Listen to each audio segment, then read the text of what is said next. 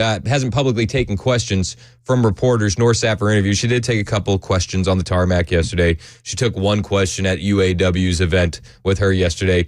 But the Harris campaign, per Politico, revealed on Wednesday that they're routinely interacting with reporters who travel with her, though speaking only off the record.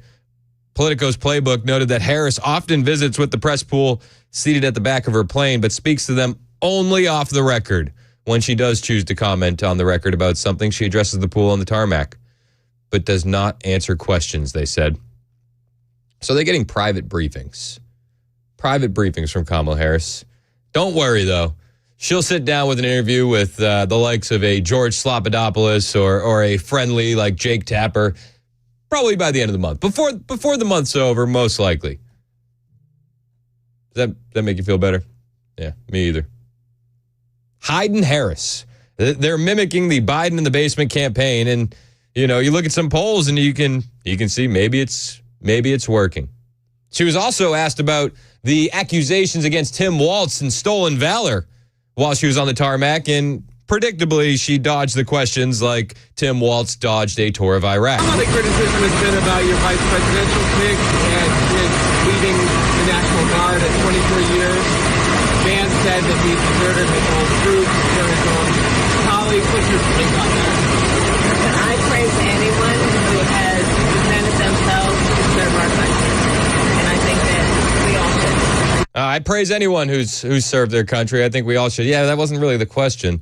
The question was about how Tim ran away from service when they needed him the most. That is reaching critical mass. I wonder what the vetting process was like for Tim Walz. I don't think it was a vetting process one bit.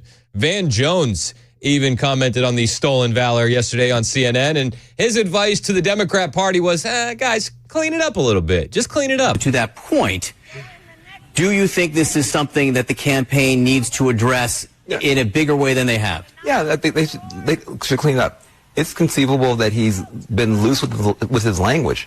Loose with his language. Okay, all right. That's one way to put it.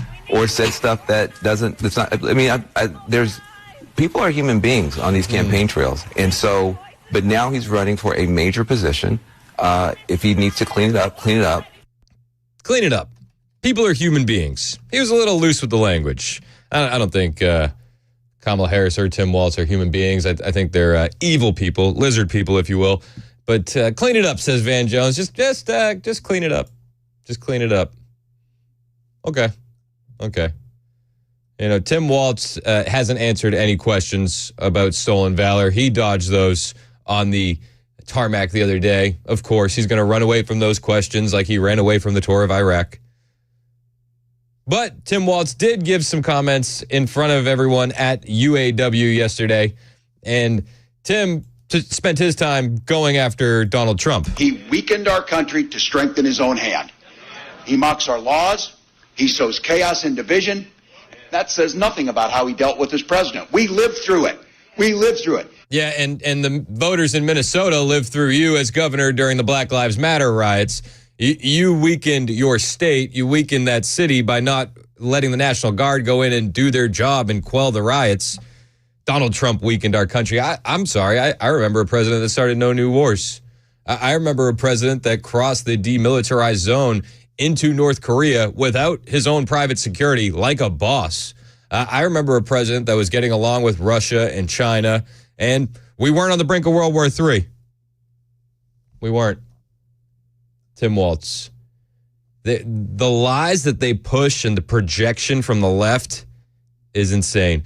Kamala Harris also gave some remarks at the UAW speech, and, she said, we believe in a collective. That's what she was talking. Just like a communist Marxist on full display. We believe in the collective.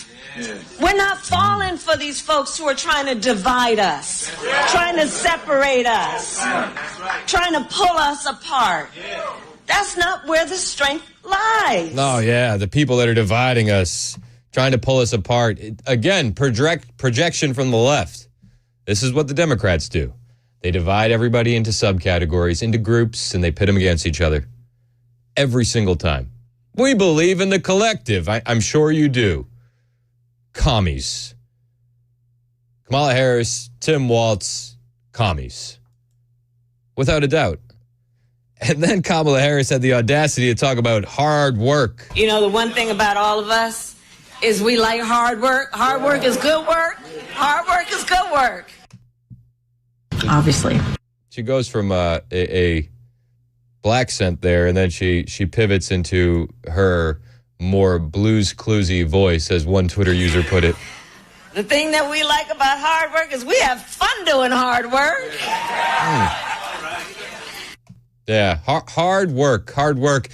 She said that, and my mind went to Nancy Pelosi. This was last year when she said, actually, people criticize Kamala Harris for not doing anything, but that's because that's what the job is. Do you think she is the best running mate, though? She's the vice president of the United States. So when people say to me, well, why isn't she doing this or that? I said, because she's the vice president. That's the job description. You don't do that much. Okay, Nancy Pelosi says you don't do that much. Kamala Harris says, I like hard work. You know, the one thing about all of us is we like hard work. Hard work is good work. Hard work is good work. Yep. She probably said something similar to Willie Brown earlier on in her career. Is we like hard work. Hard work is good work. Hard work is good work. The thing that we like about hard work is we have fun doing hard work. That's the Democrat nominee for president. We have fun doing hard work. She should shift Tim Walz into the presidential nominee instead of her, because she won't be able to have to do any work again as a vice president. Ugh. And then she went on to say there's a perversion. There's a perversion in this country in the concept of strength. And you know, there's some perversion that's happened in our country in the last several years. Who's been in control the last several years?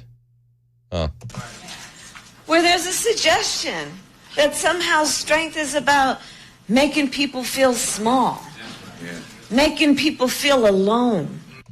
I remember the last 3.5 years under Joe Biden and Kamala Harris, and I remember the vaccine mandates, the pandemic of the unvaccinated, the winter of death.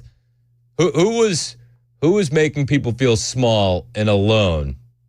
Oh, that was the Democrat Party. Who was censoring ideas online to really make people feel isolated, like they were all alone in their ideas? Oh, that was the Democrat Party. Obviously. Thank you, KJP. Everything that these people do is projection. Everything. And they say Trump is running from debates, Trump is doing this, Trump is doing that. But Kamala Harris, she's only committed to one debate, September 10th. She was asked if she would commit to the other two, which Donald Trump has, and she didn't have time to answer that. She had to go take a picture. Madam Vice President, Donald Trump agreed to 3 debates. Will you be participating in all 3? I've always been on record. I am looking forward to debating Donald Trump, and we have a date of September 10th. I hear he is finally committed to it. I'm looking forward. What about the other 2? Let's make sure we get this photo of everyone. Look right here, right there. What about the other 2? Oh, sorry. Staffer needs to corral you for a photo. Let's make sure we get this photo. Come on over here. Smile. Everybody look at me. Everybody look at me. Well, everybody at the party wants to take pictures with the clown. Fair. Fair point. Fair point. Everybody wants to take pictures with the clown. So Kamala Harris, she believes in the collective. She admits to her communist ideals. She thinks there's a perversion in the concept of strength, and she doesn't realize that it was her own party that did it. She's talking about hard work. Well, it's going to be hard work to beat Trump in November. I guarantee that. And that debate you agreed to is going to be hard work. How long do you think Kamala Harris is going to have to prepare for a debate? You know, Senor Biden, he needed what? A week and a half, 2 weeks-ish? How many weeks do we have till November? Honestly. I can't wait for this debate. I cannot wait. September 10th, ABC. A lot of questions need to be answered. I'll tell you what, because of the stolen valor stuff with Tim Walz, I'm even looking forward to this vice presidential debate as well. I cannot wait for that. I think J.D. Vance will mop the floor with him. Tim Walz also has some shady ties. It's not just the stolen valor. As people dig more on Tim Walz, more is being exposed, including his ties to China. Yeah. We'll talk about his ties to China. Oh, no. On the way. Yeah, they're there. China. You guessed it. China. We'll talk about it. It's 9:21 on Super Talk 99.7 WTN. The guaranteed offer is the easiest way to sell your home. It's really simple. We bring you an all-cash offer. You close in as little as 21 days. No home inspections, no lock boxes, no open houses. Go to markspain.com to get a guaranteed offer and start packing.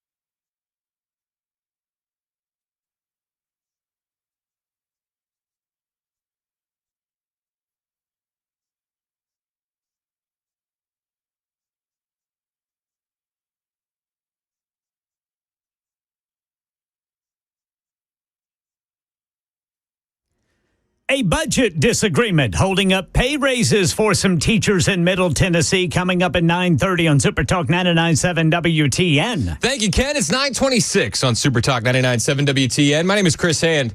You got to wonder who vetted Tim Walz for VP pick, because the more time we have to dig, the more shady stuff that comes out. Tim Walz, he's not just accused of stolen valor, he's also accused of shady ties to, yeah, you guessed it, China. China? That's the one. Now, I happen to be and understand a little about China and lived in China and speak Chinese. I'm pretty friendly with China. I'm pretty friendly with China. You sure are, Tim. You sure are.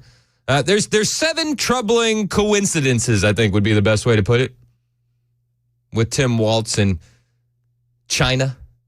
China? Yeah, that's what I said. China. China? That's right.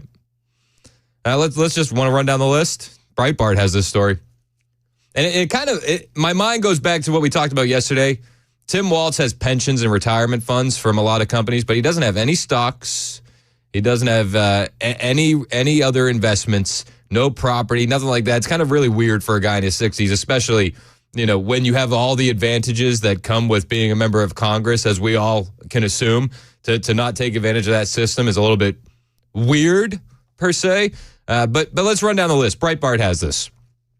Number 1, the CCP approved and even subsidized Walz's student exchanges. After his first trip to China in 1989, Walz returned to his teaching job in America and hung a Chinese banner in his high school office. By 93, Walz was taking American students to visit China, where he told his students to downplay their Americanness. All right.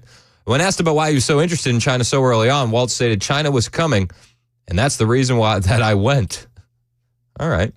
According to a U.S. national security expert, John Schindler, no American would be allowed to run academic exchanges for a couple of decades on the Chinese dime without Ministry of State Security approval. It just wouldn't happen.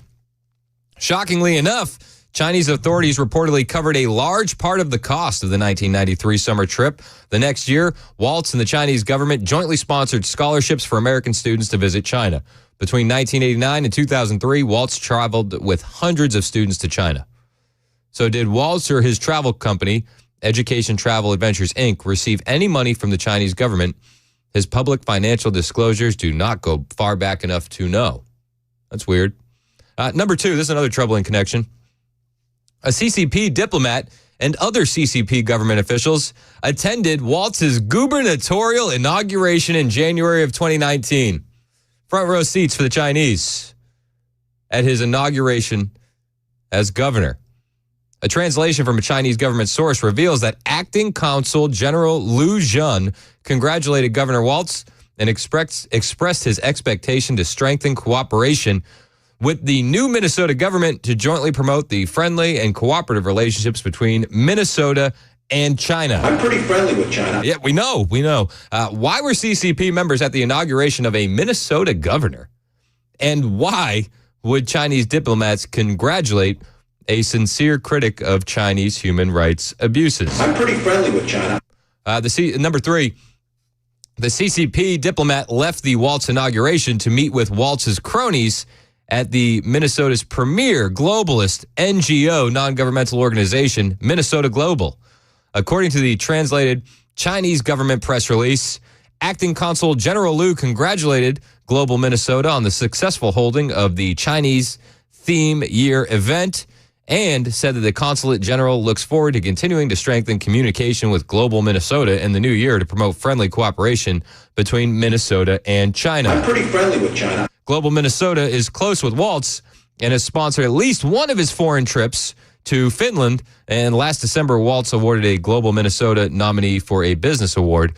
Global Minnesota is affiliated with globalist entities like the United Nations and frequently invites Walz for speaking engagements. They did it in 2020, 2021, and 2022. That's just the first 3 of the troubling connections between Walz and the Chinese. I'm pretty friendly with China. We'll cover the rest of them after the news with Ken Weaver, which starts now on Super Talk 99.7 WTN.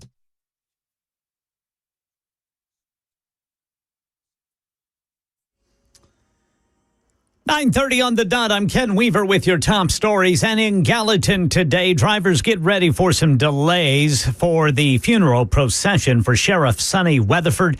That's scheduled to start at 1:30 at Long Hollow Church, run about half an hour. Full forecast in 2 minutes. A third person is now in custody related to the alleged ISIS-inspired plot to kill Taylor Swift fans in Vienna. Investigators say they took an 18-year-old into custody last night, whom they say contacted the main suspect.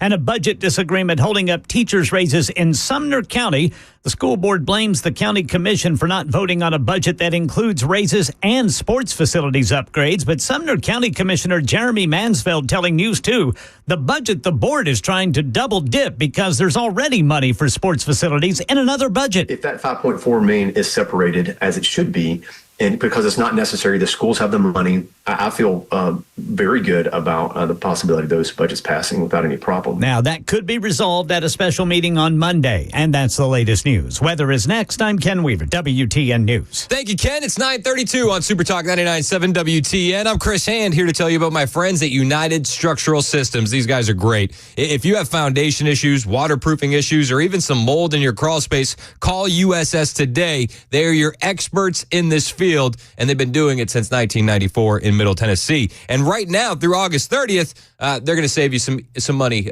even a little bit more. You know, back to school is expensive, right? You got to buy supplies. The cost has been going up. USS understands that. But when you have foundation issues, when you have waterproofing issues, those are problems you need to address immediately.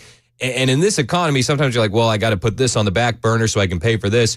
USS doesn't want you to have to deal with that. So now through the end of August, there's 10% off any job over $2,500. So when you're trying to figure out how to pay for this, how to pay for that, USS wants you to know, don't put those repairs on the back burner. You'll get 10% off any job over $2,500 for their back-to-school promotion through August 30th. Now, no matter what those issues are, waterproofing, foundation issues, mold in your crawl space, USS can handle it all. And they have 25,000 customers that are satisfied and will back them up. USS will come to your house, create a custom solution for whatever problem is ailing you, and then they won't leave until the job is done and you're satisfied. When they do leave, they leave behind a warranty that is good for life. Even if you leave your home, the warranty stays. Who else does that? Only USS. Call them today, 615-488-7855. That's 615-488-7855. And everything you need to know is always online, USSTN.com.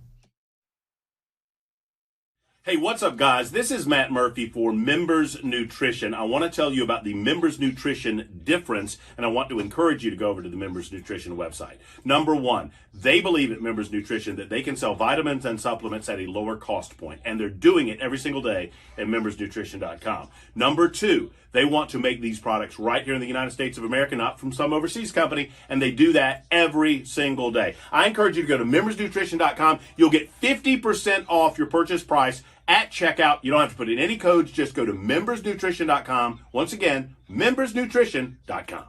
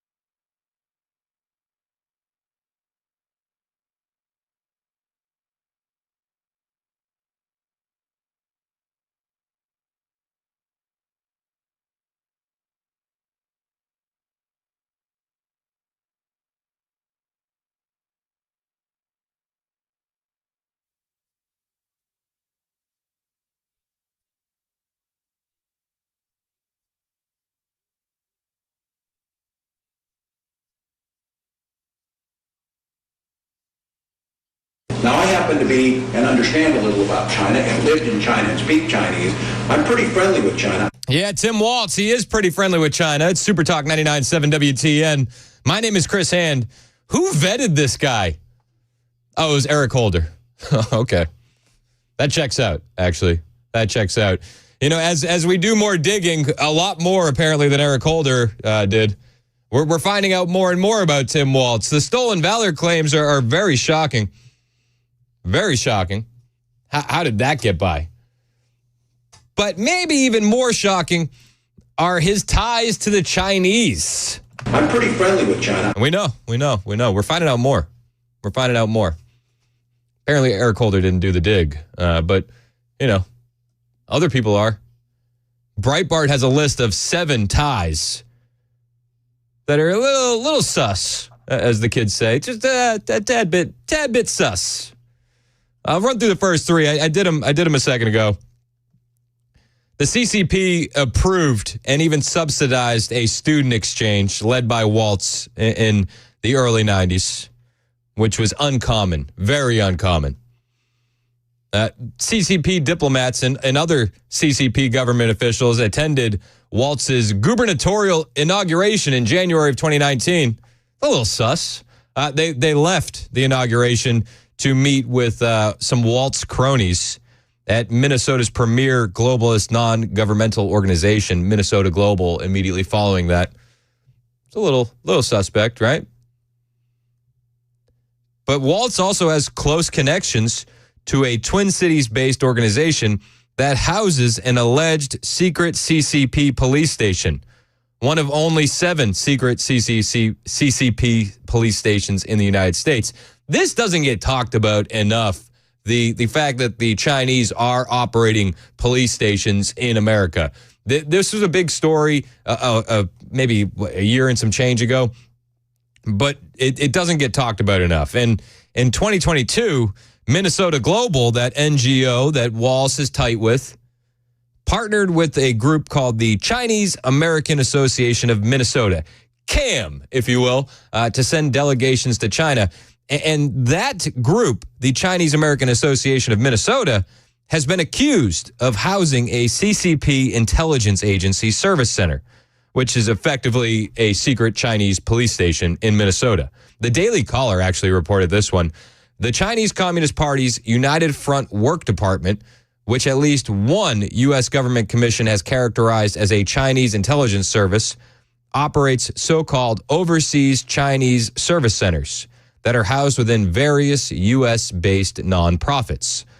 These overseas Chinese service centers were ostensibly set up to promote Chinese culture and assist Chinese citizens living abroad, according to Chinese government records. But in April of 2023, the Justice Department busted an alleged CCP Ministry of Public Security outpost, which the DOJ then called a secret Chinese police station used to monitor and intimidate dissidents and other critics of Beijing. Do you remember we had Lily Tang Williams on the show? She was running for Congress in New Hampshire, and she's a former Chinese citizen, now American. She fled. She became a citizen. She's great. She rails against the dangers of communism. She's been giving speeches before where she gets visited by these Chinese agents of these secret Chinese police stations who tell her to quiet down. They monitor their own citizens like crazy. And Walz failed to shut down this overseas Chinese service center operating out of Minnesota. And I think the question you'd have to ask is, why? Why did Tim Walz fail to shut down this overseas Chinese service center operating out of Minnesota? I'm pretty friendly with China. Oh, yeah, that makes sense. That makes sense. Another troubling connection.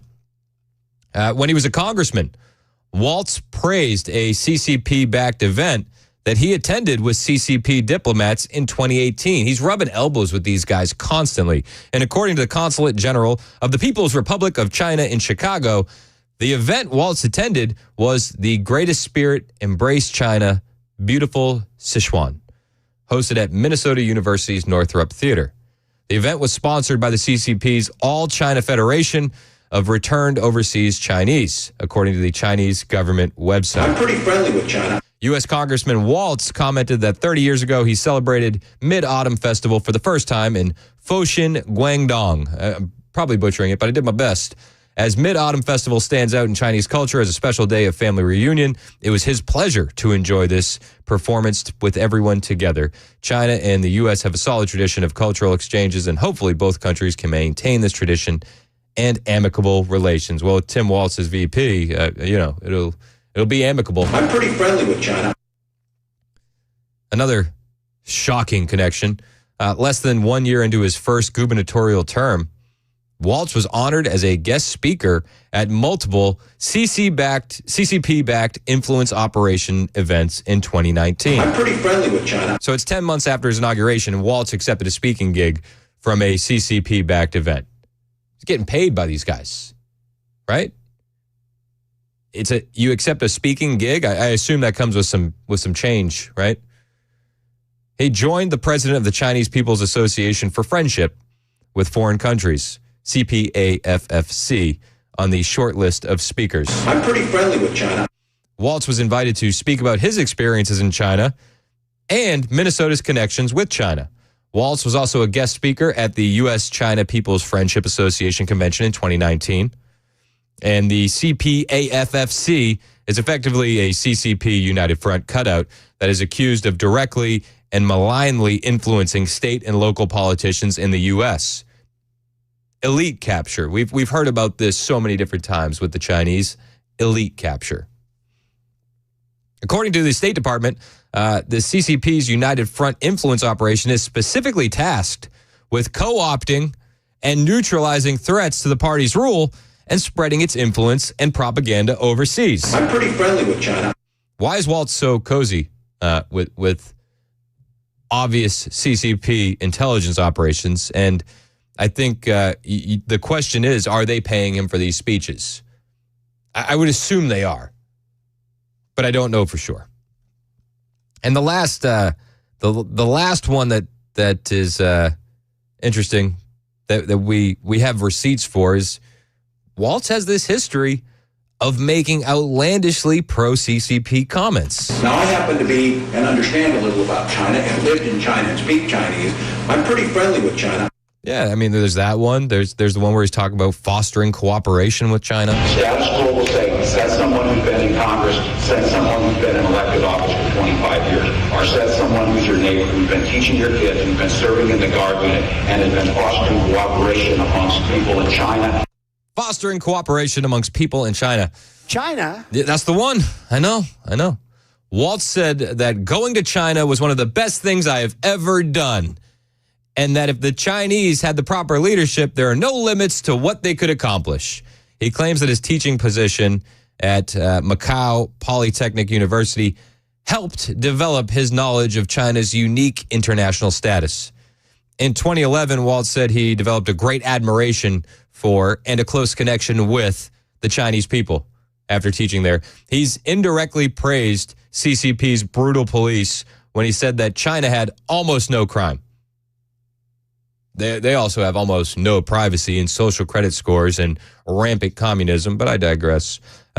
Walz also claimed that the U.S. does not need to have an adversarial relationship with China and that there was no anti-American feeling in China whatsoever. Oh, that's news to me. I'm pretty friendly with China. Walz also claimed that we don't need to have an adversarial relationship. Notably, Walz, I think the best way you could categorize it is soft criticisms often ignore the aspect of the Chinese system responsible for the brutality.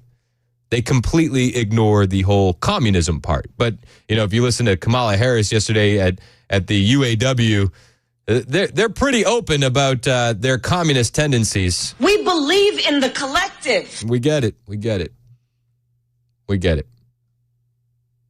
So he's soft on China. We've heard him compare socialism to neighborliness. Walz seems to view human rights abuses that happen in China, looking at the Uyghur Muslims, looking at those guys, and the events that happen in that country, and he turns a blind eye to it. He doesn't want to be adversaries with them. And on the 20th anniversary of the Tiananmen Square massacre, Walz said that every nation has its dark periods that it must come to grip with, and that this nation, talking about us, is no exception. No exception.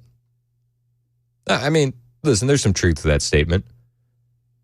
There are some events in American history that we want to turn the page from and move on from and learn from and grow. But I don't know if we're the exact same. Because right now in China, there are quite literally concentration camps. Quite literally. Meanwhile, the CCP's ongoing break their lineage, break their roots, prosecution and persecution of ethnic minorities keeps going and is characterized as crimes against humanity. Some even categorize it as a genocide. But Tim Walz downplays that. He downplays it. It's wild to see these things come out, and you wonder, why wasn't this caught in vetting? Or maybe it was. Maybe it was. Eric Holder did the vetting. Steven in Paris wants to talk about Timmy in China. What's up, Steve? Timmy, little Timmy. Yeah, man.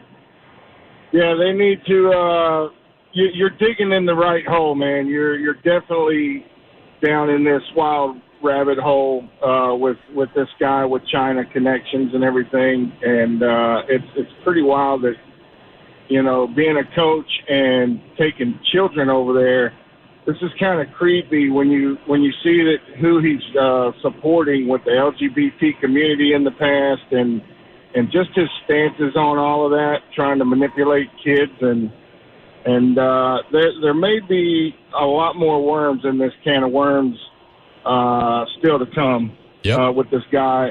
You know, seems kind of weird, but they're really the green light for Taiwan. This is what I see coming from China. I think Chinese nationals that are coming over here, they're going to be a big part of the illegal voting process. I think they're coaching a lot of people how to do this through the internet as well.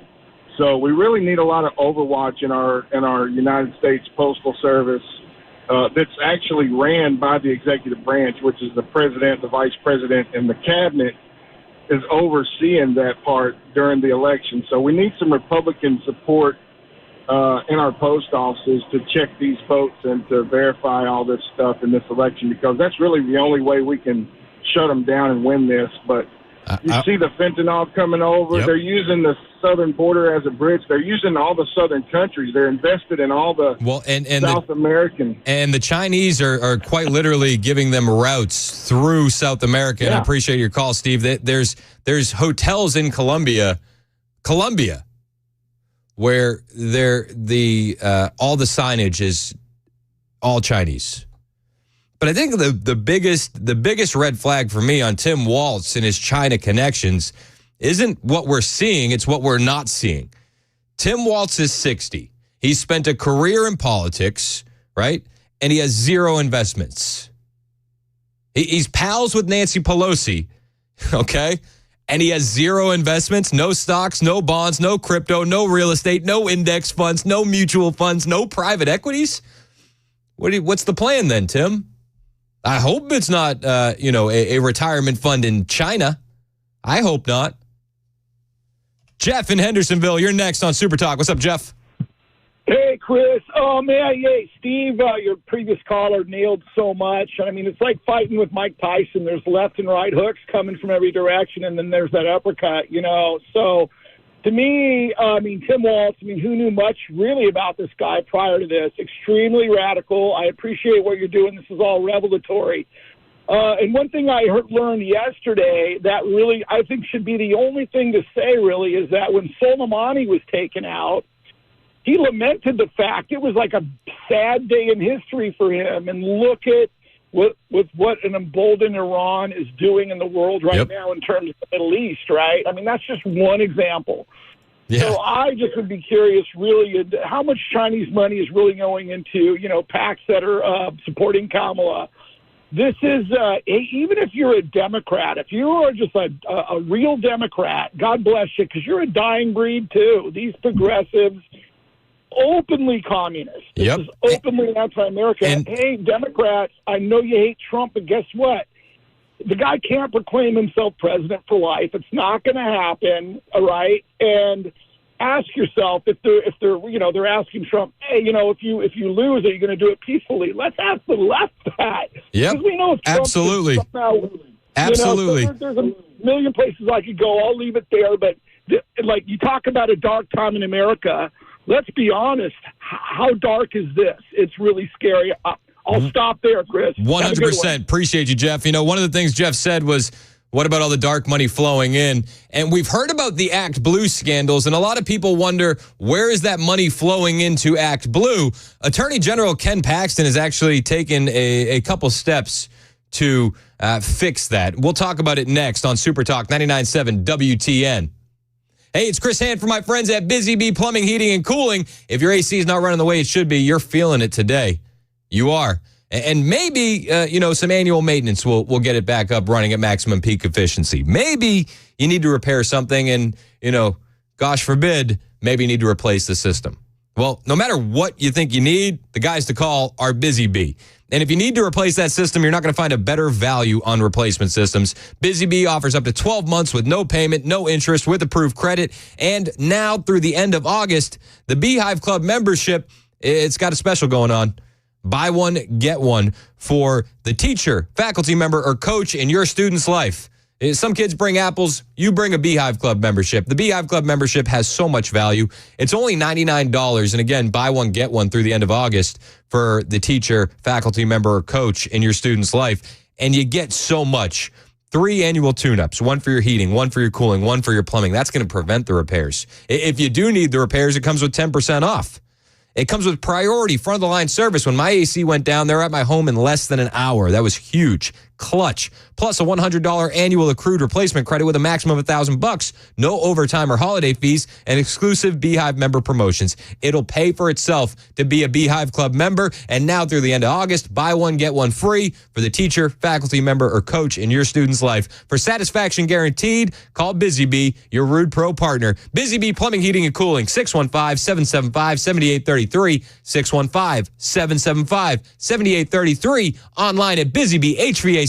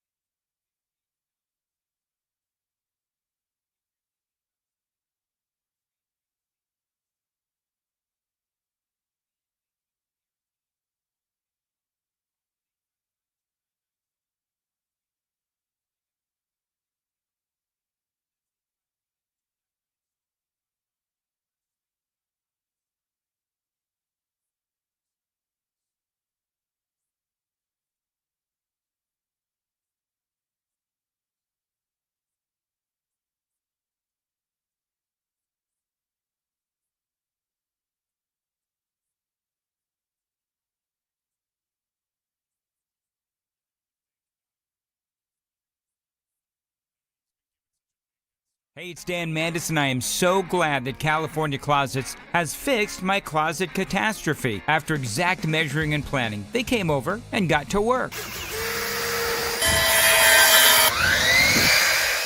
Yeah, once it was all plotted out on their 3D CAD system, the pieces are measured, cut, and precisely installed into my space. It was clean, fast, and professional, and above all, my new closets look and function great. Now, this was my dormer, and now this is my new dormer thanks to California Closets. Look at all of this added space for shirts and shoes, you name it, and it is cut so precisely, simply amazing. And my old closet that has now been reborn as the ultimate in style and functionality, making the best use of the space that I had. They can work on just about anything: bedrooms, garages, home offices, closets, pantries, and so much more.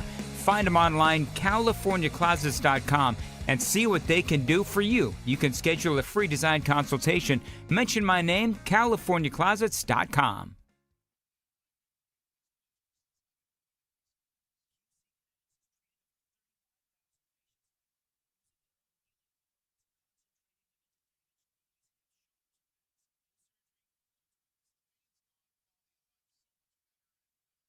Won't you take me back to Tennessee? I'm going to give it away. We're going to do TikTok today. Oh, TikTok or talk? Talk. Okay. TALK.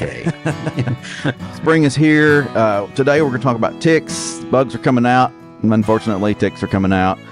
People are going to be out in the woods. First, the types of ticks. American dog tick, the black-legged deer tick, the Lone Star tick. We've got a Gulf Coast tick. Got a new one coming in, the longhorn tick.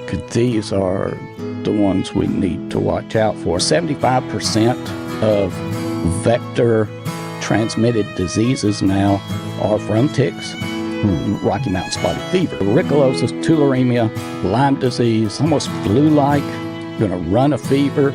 You may or may not get a rash in the saliva. They secrete the cement to glue themselves in. Oh, wow. Yeah, that's great. So you need to get some tweezers, get down on that capitulum and grab it and pull the tick off. Do not grab the body. A lot of people think ticks drop out of trees. They don't drop out of trees. And they can't jump. And they can't fly. So they're in the leaves, on the plants and things. On the grass. On the leaves of the grass. And they do this number with their front legs. And that's called questing. They are sensing a prey item coming by. They'll take those legs and latch on and then crawl up. And then there you go. You're battling it. 9:59 on Super Talk 99.7 WTN. So a lot of people are worried that foreign money could be flowing into ActBlue, which is the Democrat fundraising machine. Marco Rubio's been talking about this. James O'Keefe had an expose where he's going up to people's homes. He's like, hey, did you donate to ActBlue 18,000 times last year? What? Yeah. No, maybe once.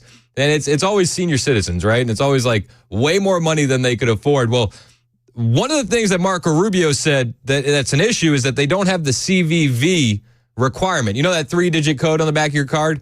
Well, Attorney General Ken Paxton out of Texas just forced ActBlue to turn on the CVV feature. It's been off since 2008 when Obama started this. No. So Obama started in 2008, did it again in 2012, got away with it. So did Clinton in 2016, then Biden in 2020. Only now has Ken Paxton forced them to turn the CVV back on. And he did it. You know how he did it? He just enforced the law on the books. Isn't it crazy if you just do what's on the books already, like things can get fixed relatively quickly? Weird. 10 o'clock on Super Talk 99.7 WTN.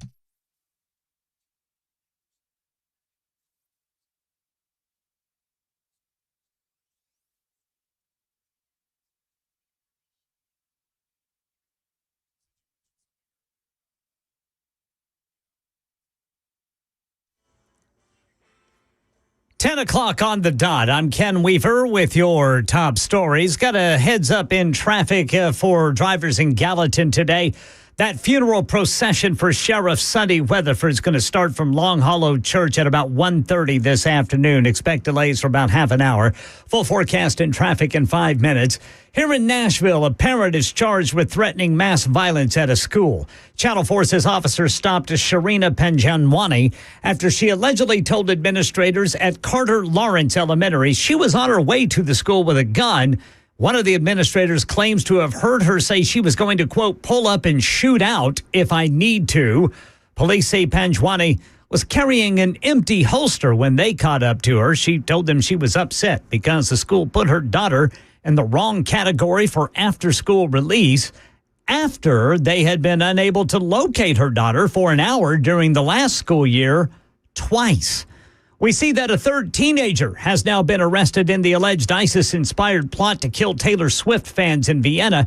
Investigators scrutinizing what they call the suspect's network made the arrest last night. Police say an 18-year-old Iraqi citizen was taken into custody after allegedly being in contact with the main suspect. Organizers at the Vienna show standing by their decision to cancel the concerts, saying it's definitely the right one. Maggie Rulli reporting. Newly released body cam footage from police at the Trump rally shooting last month in Pennsylvania just moments before shots rang out. Here's Aaron Katursky.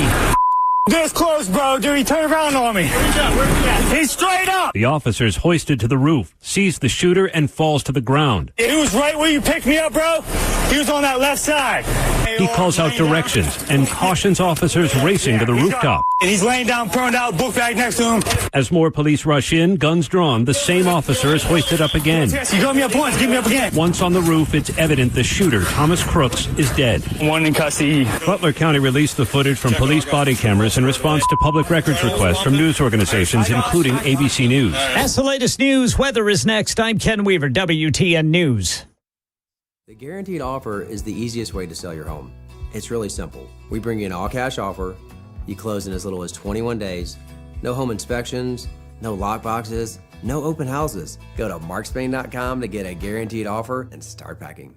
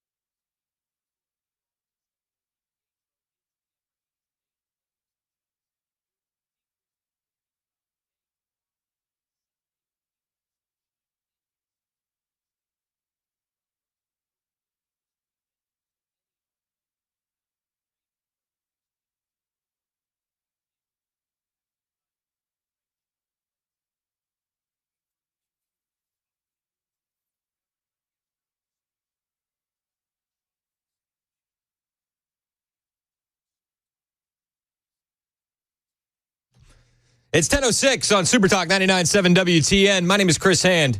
If you like the show, you can find me off the air, too. I'm on Twitter, True Social, Instagram. All are the same, at Chris Hand on air.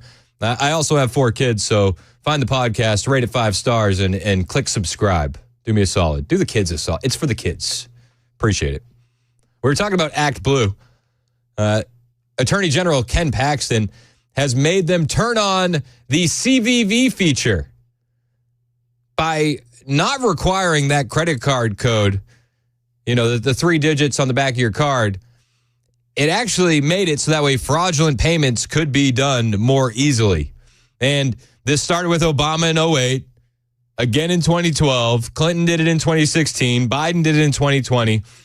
And Attorney General Ken Paxton is not having it. And in case you missed any of this story, it's been pretty big.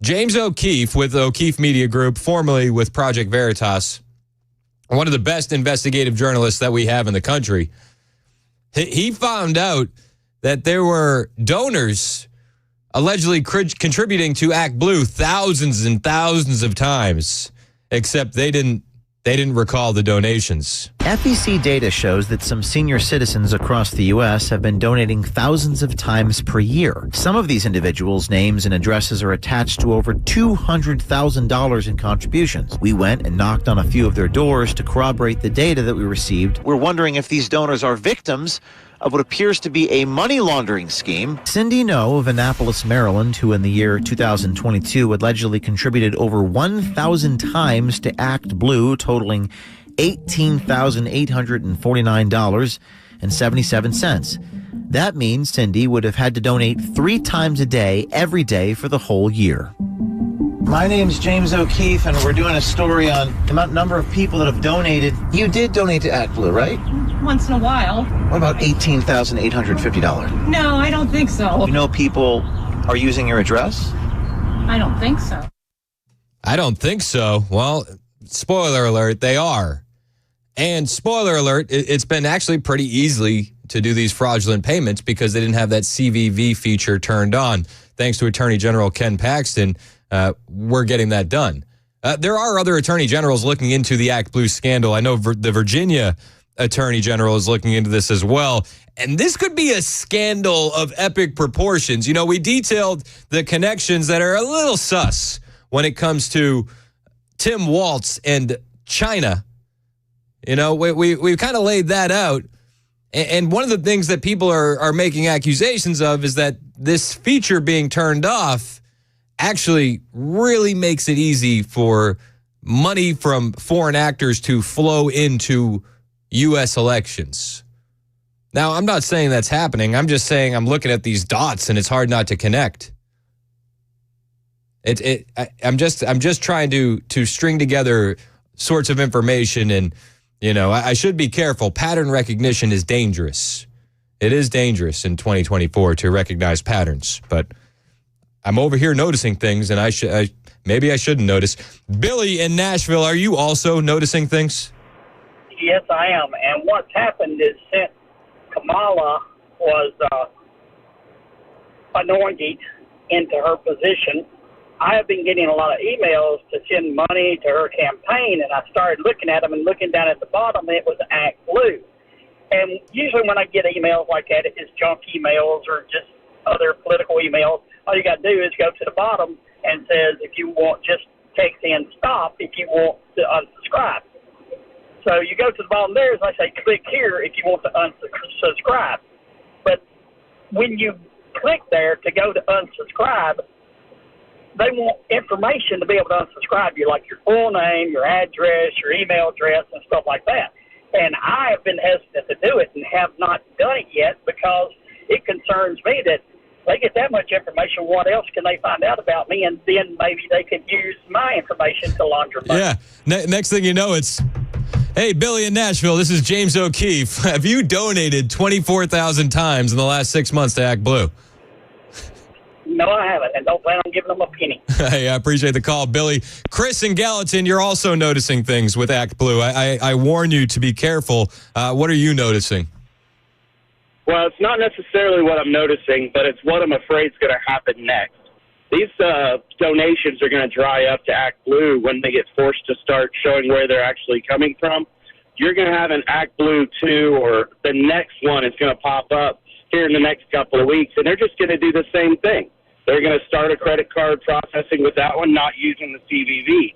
So what we've got to be worried and looking out for is the next ActBlue and how they're going to get their money that way. Yep. I think that is a fair claim, man, and we do. They'll move on to the next, and I wouldn't be shocked if they already have something set up or in the works, right?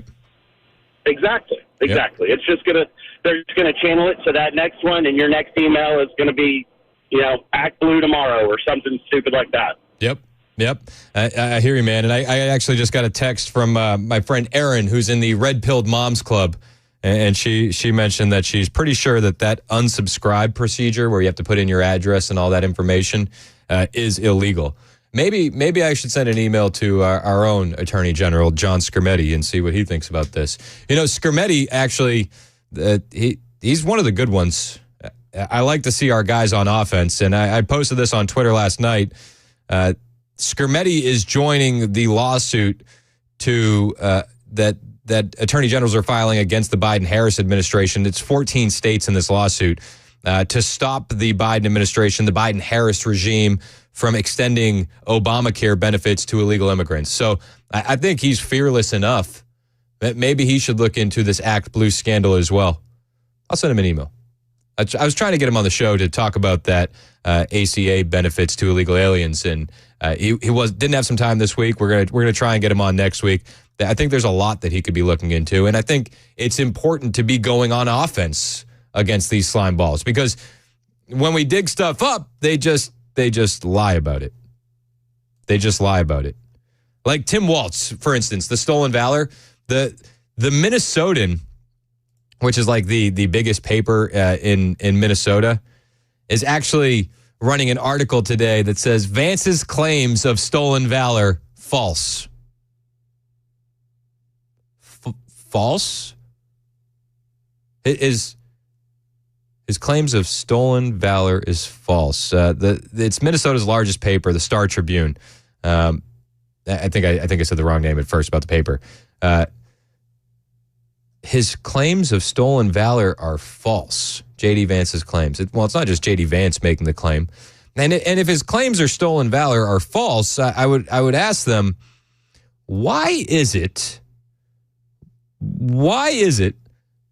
that the Harris campaign website has quietly scrubbed Walz's rank from his biography? Yeah, it's actually escalated the scandal Thursday. They scrubbed its reference to Tim Walz's rank. The campaign altered its official website's biography of Walz, removing its reference to him as a retired command sergeant major, to instead note he once served at the command sergeant major rank. Politico reported this story, and as Breitbart's Christina Wong reported, Walz has claimed that he is a retired command sergeant major, but his rank was reduced to master sergeant since he tucked his tail and ran when his boys were being deployed to Iraq. And he's built his career off of this. DeSantis ripped him for this. Everybody's ripping him for this. Tim Walz and his stolen valor. Van Jones said he's got to clean it up. There's so many issues with Tim Walz and the Harris campaign right now. I cannot wait for the debate between J.D. Vance and Tim Walz. I can't wait for this stuff to come up. Julia in Jolton has a BLM ActBlue story for us. What's up, Julia? Hi, Chris. I would like everyone listening to type in blacklivesmatter.com and then go to the donate button and click on it. And it's been this way since 2020. It goes to actblue.com. Every penny raised by the BLM riots, everybody funding BLM, all of the money went through ActBlue. Yeah, it's dangerous noticing things, Julia. Be careful with that. Dangerous as can be. It makes you mad and raises your blood pressure. Honestly, it really does. It's ridiculous. But I appreciate your call, and I appreciate you pointing that out. You know, a lot of people have been pointing out Tim Walz's connection to Black Lives Matter. You know, he didn't deploy the National Guard in time. He's one of those guys that took a knee. I would guarantee you he posted a black square. He did all the things. But how do voters feel about Tim Walz and life during those BLM riots in Minnesota? Well, Democrat voters actually describe what it was like living under that tyranny. Lisa Sutton remembers what it was like to live in fear. I lived in the city at that time. It was very scary. Sutton is a Democrat and says what leaves her unsettled even now is how her Democratic governor, Tim Walz, responded to the riots years ago. I do have some serious problems with how our governor dealt with The riots. Walz has faced bipartisan criticism from some voters in Minnesota who say waiting 3 days was too long to fully activate the National Guard. He said some of the criticism is valid, but said he worried sending in additional reinforcements could inflame an already volatile situation. I think that was a failure on his part. I don't know why he waited. I don't know why he let the city burn, but I think it's horrible, and people shouldn't forget that. No, they shouldn't. You shouldn't forget Tim Walz's record on the biggest issues. You shouldn't. You can't. And this is a direct reflection of the Democrat Party. This is who they chose.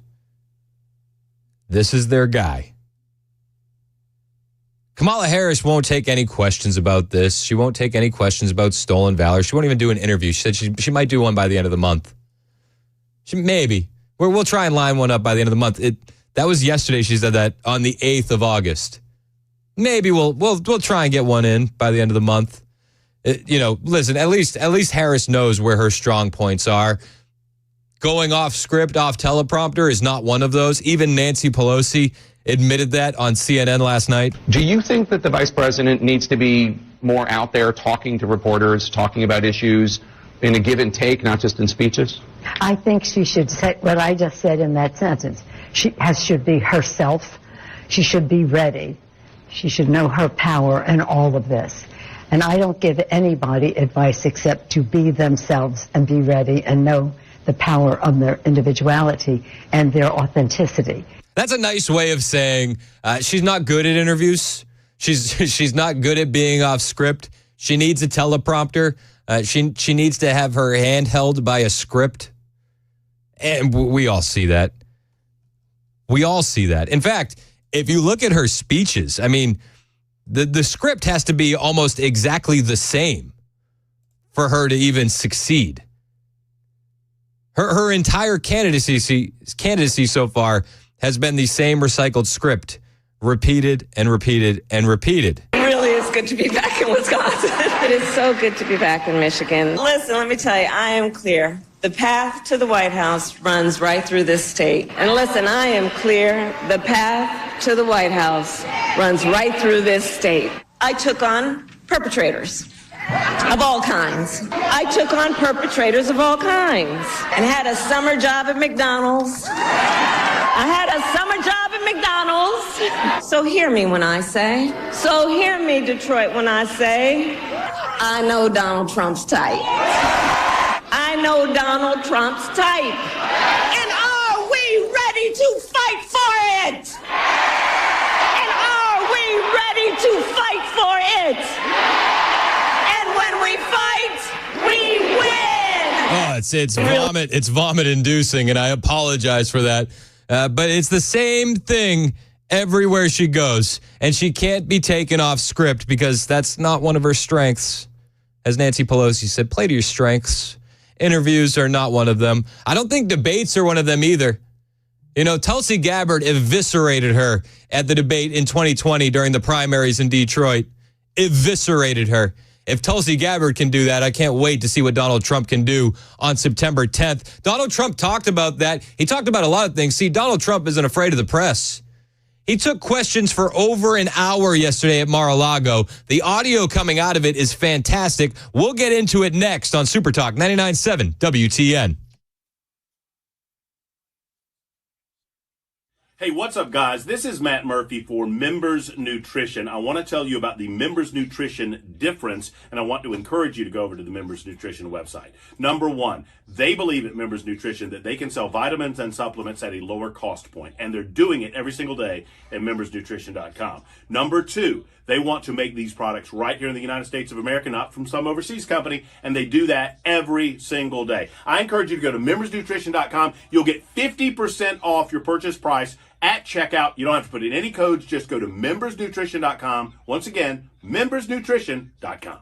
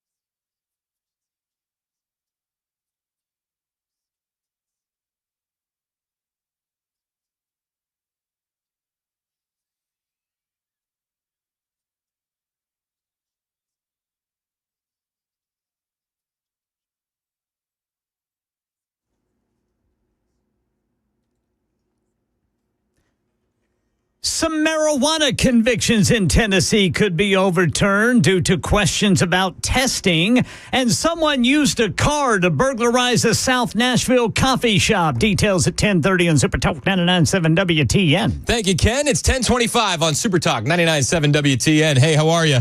I'm Chris Hand. Donald Trump spent over an hour yesterday answering questions from the press.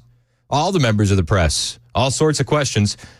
Something that is not one of Kamala Harris's strengths. They did bring up the fact that he doesn't seem to be campaigning, according to the press. That the press doesn't think Donald Trump is campaigning, not as hard as Kamala is, and Trump in a Trump fashion shot that down immediately. Okay. Mr. President, you have not had a public campaign event for nearly a week now. Tomorrow you'll be in Montana, which is not a swing state. Some of your allies have expressed concern that you're not taking this race seriously, particularly at a time where there is enthusiasm on the other side. Why haven't you been campaigning this week? Because I'm leading by a lot, and because I'm letting their convention go through. And I am campaigning a lot. I'm doing tremendous amounts of taping here. We have commercials that are at a level I don't think that anybody's ever done before. Plus, in certain cases, I see many of you in the room where I'm speaking to you on phones, I'm speaking to radio, I'm speaking to television. Television's coming over here. Excuse me, what are we doing right now? What do you call this? What do you call this? And you're not campaigning, sir. It's like, I was on a stream with Aiden Ross that got 100 million views for a younger demo that everybody is actually saying was a fantastic move. What a stupid question. What do you think this is? What do you think this is? She's not doing any news conference. You know why she's not doing it? Because she can't do a news conference. She doesn't know how to do a news conference. She's not smart enough to do a news conference. And I'm sorry, we need smart people to lead this country because our country's never been in this danger before, both economically and from an outside perspective. Russia doesn't respect us anymore. China doesn't respect us anymore. North Korea, Kim Jong-un liked me a lot. He doesn't like this group. Nobody fears the pantsuit, unfortunately. Nobody respects the pantsuits.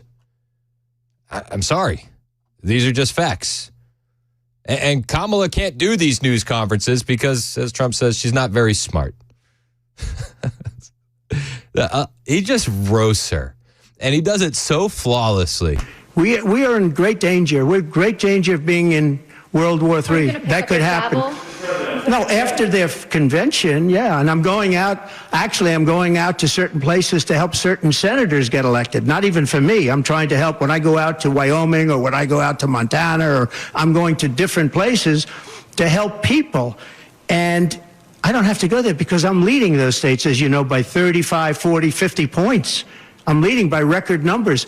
I'm going because I want to help senators and congressmen get elected. Congressmen and women get elected. Yes, please. Yeah, Trump taking questions from a press corps that doesn't like him very much at all. He says he's waiting for them to be done with their convention. You know, they're also warning of terror threats at the convention, and they're worried about protests at the convention. The DNC convention is going to be chaos. We haven't done enough time on that. It is going to be chaos. And, you know, why haven't you been campaigning? Well, what do you call this? Even CNN admits that Kamala hasn't given an interview or held a press conference because it's a forum where she's vulnerable. This is from the CNN website. Trump's campaign cranked up pressure on Harris to do major media interview, hoping to goad her into a forum in which she's historically been more vulnerable. Even CNN, fake news CNN, understands that is not Kamala's strength.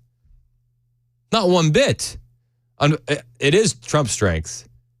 Unfortunately for the Democrats, Trump will go anywhere and answer any question, and he's proved it time and time again. He proved it yesterday for over an hour at Mar-a-Lago. We'll have more of that audio after Ken Weaver's news. Excuse me, I'm choking. After Ken Weaver's newscast, which happens right now on Super Talk 99.7 WTN.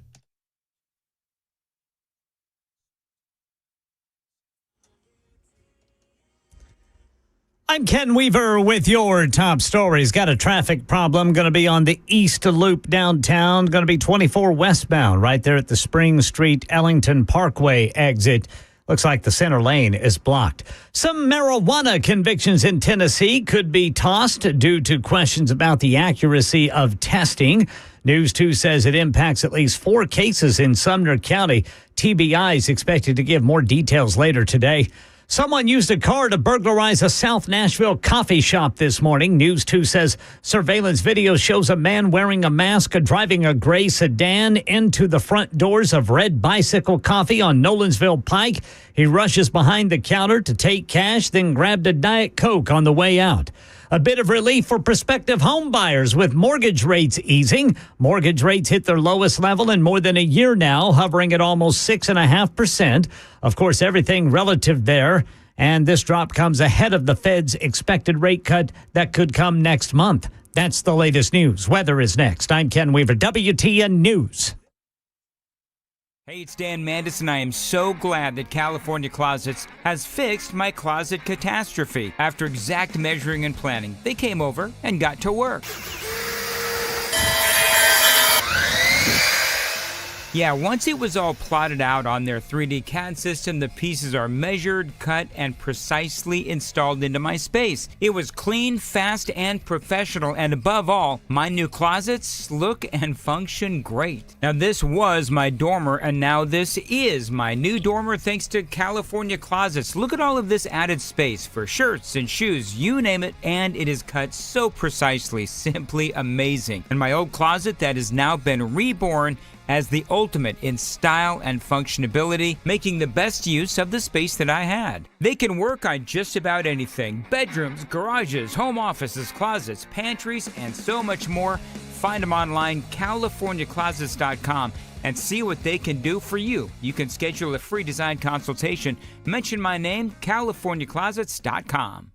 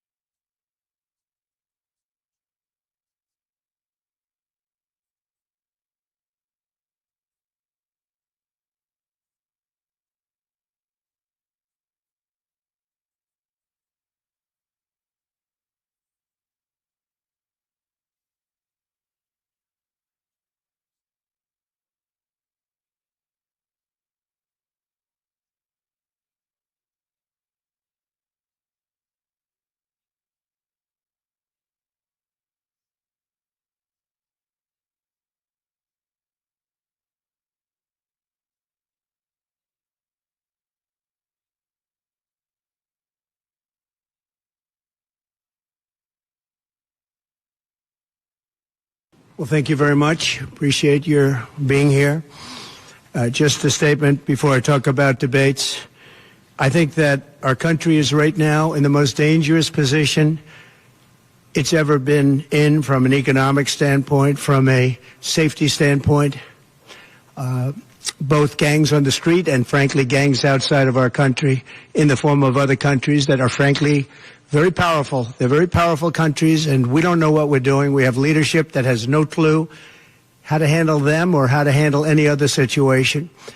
We have a lot of bad things coming up. You could end up in a depression of the 1929 variety, which would be a devastating thing. Took many years, took decades to recover from it. And we're very close to that. And we're very close to a world war. In my opinion, we're very close to a world war. We have people that don't know how to handle it. They're not respected. All over the world, they're laughed at. And we can't have that. Most dangerous period of time I've ever seen for our country. But we were told that the adults were back in charge. Remember that? Do you remember that talking point? The adults are back in charge. It's Super Talk 99.7 WTN. My name is Chris Hand. Everything they warned us that Trump would do, they did themselves. Classic projection from the left. It's all they do. It's all they do. Donald Trump wants the media to get a little bit better. And I just hope that the media becomes more diligent, more honest. Yeah, that's probably not going to happen anytime soon. We covered this a little bit earlier, but the Minnesota Tribune, I believe is the name of the paper. Yeah. The Star Tribune, the Star Tribune. They ran an article today. Vance's claims of stolen valor false. Oh. Yeah, so I don't envision the media getting any better anytime soon. Luckily, we have platforms like Twitter. We have information free flow on that platform, and we can debunk their lies in real time, and you love to see it. I love to see it. You can find me on Twitter. Send me all your favorite conspiracies at Chris Hand on Air. I love a good rabbit hole. I do. Who doesn't? I love a good press conference from Donald Trump. I thought he was on point yesterday. Now, does he ramble? Does he go off course? Does he go do his own thing? Yes, absolutely. And that's one of my favorite things about him. He did talk about the polls yesterday as well. Rasmussen came out today. We're substantially leading, and others came out today that we're leading, and in some cases substantially. I guess MSNBC came out, or CNBC came out also with a poll that has us leading. And leading fairly big in swing states. In some polls, I'm leading very big in swing states because they want safety. People want safety. They want security. They want respect all around the world for our country. They don't want this horrible culture that is developing. No, nobody asked for it. Nobody wants it. We're not asking for a lot. We're not. Just, maybe be able to buy a house and send our kids to a non-liberal indoctrination college, maybe just a non-liberal indoctrination public school. We're not asking for the world. A culture of no common sense. It's really a culture of no common sense, and it's not what anyone wants. We want to have a safe country. Yep. We want to have a strong military. We want low interest rates, and we want to be able to have the American dream. We want to be able to have our youth be able to buy homes, housing, get good jobs. And we're really just at the opposite right now. It's so sad to see. It is. And again, these aren't crazy asks. These shouldn't be heavy lifts for what once was considered the greatest nation in the world. If this country falls, there's nothing left. And the American dream has died under the Biden administration. Died. Nobody even talks about the American dream anymore. It is out of reach for so many. And then we're gaslighted constantly by the left. How many years did they tell us the border was secure before they flipped it and said, no, the border is a mess because of Donald Trump? And he talks about Kamala Harris and her failed position as a border czar, which she was. She was the border czar. But as a border czar, she's been the worst border czar in history, in the world history. I think the number is 20 million, but whether it's 15 or 20, it's numbers that nobody's ever heard before. 20 million people came over the border during the Biden-Harris administration. 20 million people. Some people say that estimate is low. Some people think that number is low. And it could be very much higher than that. Nobody really knows what the number is. Nobody knows. Nobody has a clue. And the gotaways, they call them the gotaways. The gotaways are at numbers. Somebody was quizzing me on it the other day. No, I don't think so, sir. I don't think so. They have no idea what those numbers are. But they're much higher than you would think. Just like far more people were killed in the Ukraine-Russia war than you ever report. Just like the October 7th would have never happened. Russia would have never hit Ukraine had the election result been called differently. It was a very bad call, but Russia would not have attacked Ukraine. October 7th in Israel would have never happened. You wouldn't have inflation. A lot of great things would have happened, but now you have millions and millions of dead people, and you have people dying financially because they can't buy bacon, they can't buy food, they can't buy groceries, they can't do anything. And they're living horribly. But they told us the adults were back in charge. That's what they told us. And on the border portion, known terror watch list suspects coming in. Known. 99 known terror suspects released into our country. 99. That's not the ones that got away. How many is it? How many is it? And you remember the story about the suspect that was arrested for the plot to assassinate Trump, the Pakistani individual? Well, the FBI let him into the country even though he was flagged as being on the terror watch list and having close ties to Iran. This is the Pakistani man that was charged with plotting to assassinate Trump and other government figures. We've talked about this a couple times. Asif Raza Merchant. He was allowed to enter the U.S. under a special parole program. According to Just the News, which obtained government documents on the subject, the FBI's Joint Terrorism Task Force interviewed Merchant when he arrived at Houston's George Bush International Airport in April, and they fingerprinted him. They also inspected the contents of his electronic devices. The task force then let Merchant leave under significant public benefit parole that expired on May 11th. And then he was allowed to stay in the U.S. beyond his expiration date. The FBI's interview memo stated subject was polite and cooperative throughout the encounter. It later added, subject's notable travel outside of a country of citizenship includes a recent trip to Iran. The memo stated that Merchant was released without incident and was free to travel to desired destination, which was listed as a family member's Texas home. Immigration records from Merchant's arrival in the country showed that he was flagged by the Department of Homeland Security database with watch list and look out qualified person of interest on it. This is what happens when the adults are back in charge. Known terror suspects are in custody and then allowed to enter the country. We talked about the story yesterday. The two illegal aliens that tried to breach Quantico. They were both in custody. One of them was on a terror watch list. He was on the watch list. He was in DHS custody. They let him go. Then he tried to breach Quantico. Known terror watch list suspect. They arrested him. They hold him for a month. And then he made bond. He made bond. A guy on the terror watch list. He's back. He's out in the country somewhere. No big deal. It's just the adults in charge. But we don't have a fair media. We don't have a fair press. This should be a top story on the news. Have you seen it on ABC, NBC, CBS? No. We just CBS. Here's the thing. They don't cover this stuff. They're not even covering the assassination attempt anymore. It's ridiculous. This is what happens when the adults are back in charge. This is what happens under a Biden-Harris regime. This is what will continue if Kamala Harris is allowed to take the presidency in November. He was also asked, since Harris took over as the nominee, has he recalibrated his strategy? I haven't recalibrated strategy at all. I haven't recalibrated strategy at all. It's the same policies, open borders, weak on crime. I think she's worse than Biden.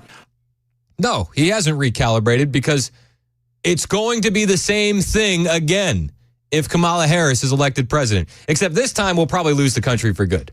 But just to be fair, this time will probably be the death blow. But no, he hasn't had to recalibrate. Everything that Biden did, Harris was in the room, co-signing. And when she wasn't co-signing the lousy policy that Biden was pushing, she was covering up his cognitive decline. One of the biggest scandals in American history, and yet the mainstream media does nothing about that either. Because he got forced into the position. She was there long before. She destroyed San Francisco. She destroyed California as the AG. But as the DA, she destroyed San Francisco. A friend of mine, Bob Tisch, all know the Tisch family. He was in many cities with companies. He said the greatest city in the country is San Francisco. That was about 20 years ago. And he passed away a while ago, and he would be looking down and said, what happened? He thought it was the best city in the country. It used to be.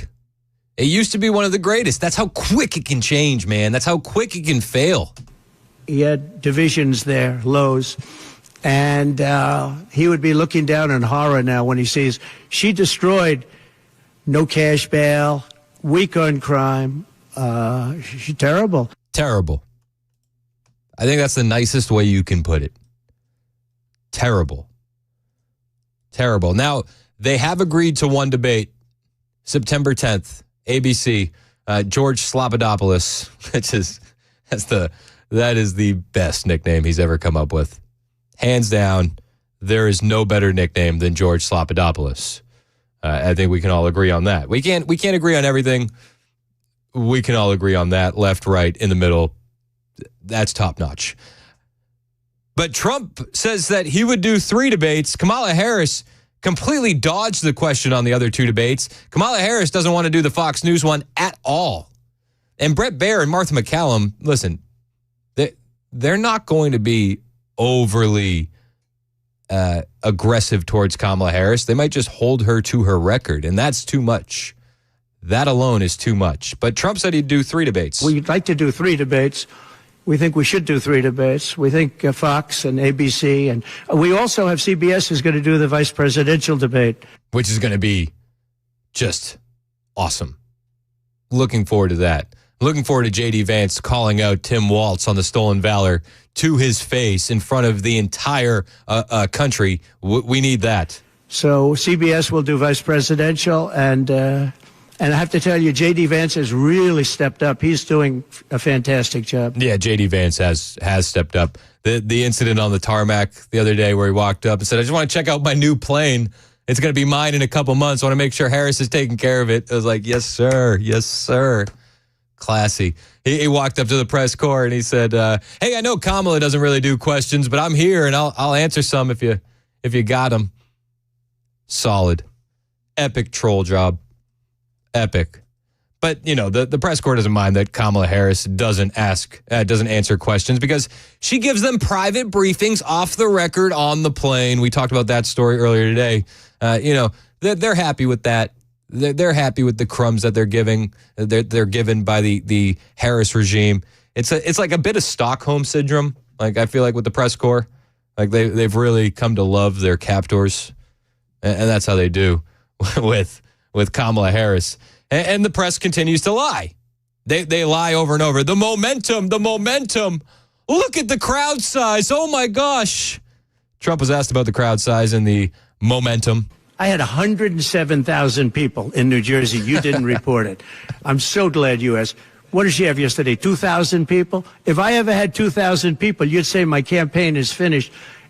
It's so dishonest, the press. And here's a great example. I had in Michigan recently 25,000 people, and 25,000 people we just couldn't get them in. We had in Harrisburg 25,000 people, and 20,000 people couldn't get in. We had so many. Nobody ever mentions that. No. When she gets 1,500 people, and I saw it yesterday on ABC, where they said, oh, the crowd was so big. I have 10 times, 20 times, 30 times the crowd size. And no, they never say the crowd was big. That's why I'm always saying turn around the cameras. Yeah, turn the cameras around. I've been to quite a few rallies. Turn the cameras around. Trump's overflow is bigger than a Harris rally. And people wait outside to just hear what he has to say. Kamala Harris needs Megan Thee Stallion and Bon Iver to get people to show up to her rally. These things are not the same. I'm so glad you asked that. I think it's so terrible when you say, well, she has 1,500 people, 1,000 people, and they talk about, oh, the enthusiasm. Let me tell you, we have the enthusiasm. The Republican Party, and me as a candidate, but the Republican Party has the enthusiasm. We have the enthusiasm. He's absolutely right. And they can gaslight us and say that they have momentum, but we're going to find out. We're going to find out. September 10th can't get here soon enough. It can't get here soon enough. There's a lot more from this Trump press conference at Mar-a-Lago because he took questions for over an hour. I don't think Kamala Harris has taken questions over an hour in total since she's been vice president. In total. What? Are you kidding? Are you kidding? And I mean, the last time that Harris gave a solo press conference was December 2nd, 2023. It was 12 minutes. She answered 6 questions in Dubai about Israel-Palestinian negotiations. That was the last time. Do you think she's given 60 minutes of a presser in total since being VP? I'm interested to know. I'm interested. It's 10:52 on Super Talk. On the way, we got more from this press conference with Mar-a-Lago. Hang out with us. It's 99.7 WTN.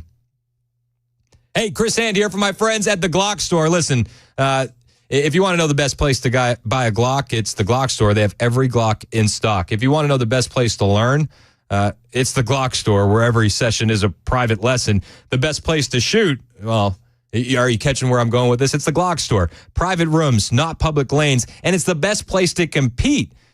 They have the USPSA and low light, no light open competitions every month. I've seen these done on video, not in person, but I've seen the video. Dude, so cool. How about this one? This is a new one, though.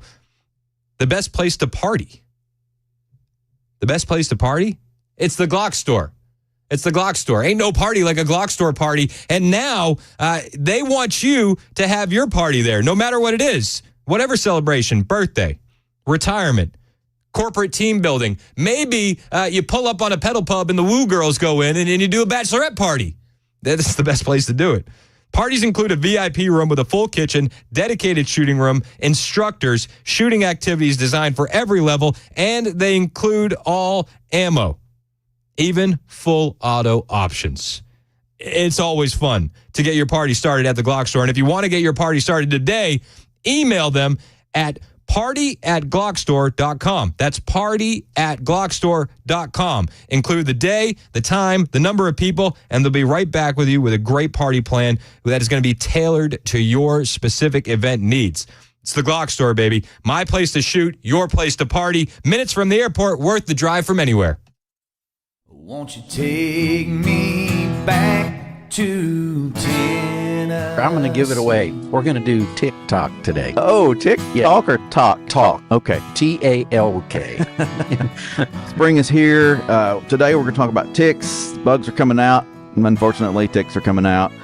People are going to be out in the woods. First, the types of ticks. American dog tick, the black-legged deer tick, the Lone Star tick. We've got a Gulf Coast tick. Got a new one coming in, the longhorn tick. These are the ones we need to watch out for. 75% of vector transmitted diseases now are from ticks.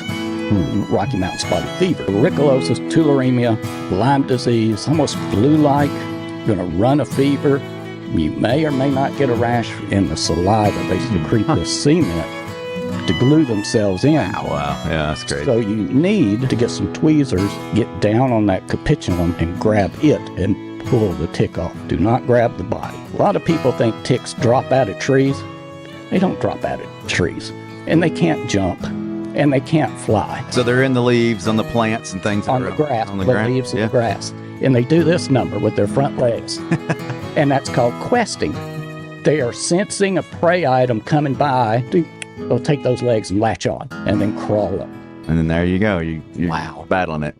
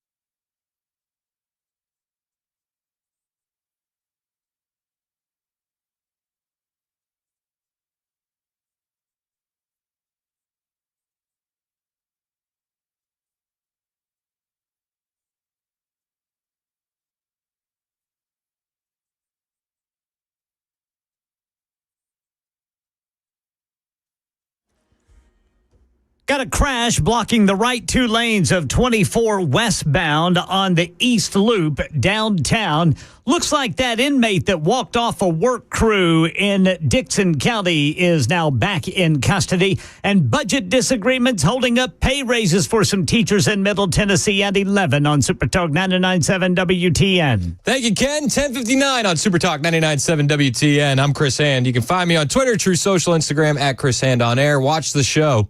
Super Talk TV is live on Facebook, YouTube, Twitter, and Twitch. I don't call it X. I don't think I'm going to be the old guy screaming, get off my lawn, and I don't think I'll ever be able to do it. I don't either. I appreciate what Elon has done with Twitter, but I don't think I'll ever agree with his name title change. No, yeah, same. And I appreciate Elon a lot, actually, for what he's done for the country and the world, actually. You have foreign governments calling him a threat because of his, willingness to allow truth to flow. And do you know that he's actually going to be doing an interview with Trump on Monday? Oh, shoot, I forgot it was Monday that's happening. Yeah, dude, it's going to be wild. Trump talked about that. She wants to take away everyone's gun. Not this one, sorry. I lost the clip. I'll play the clip about Elon after Ken's newscast. How about that? He talks about Elon, talks about the endorsement, talks about the interview, talks about a lot more too. We'll get to it on Super Talk 99.7 WTN.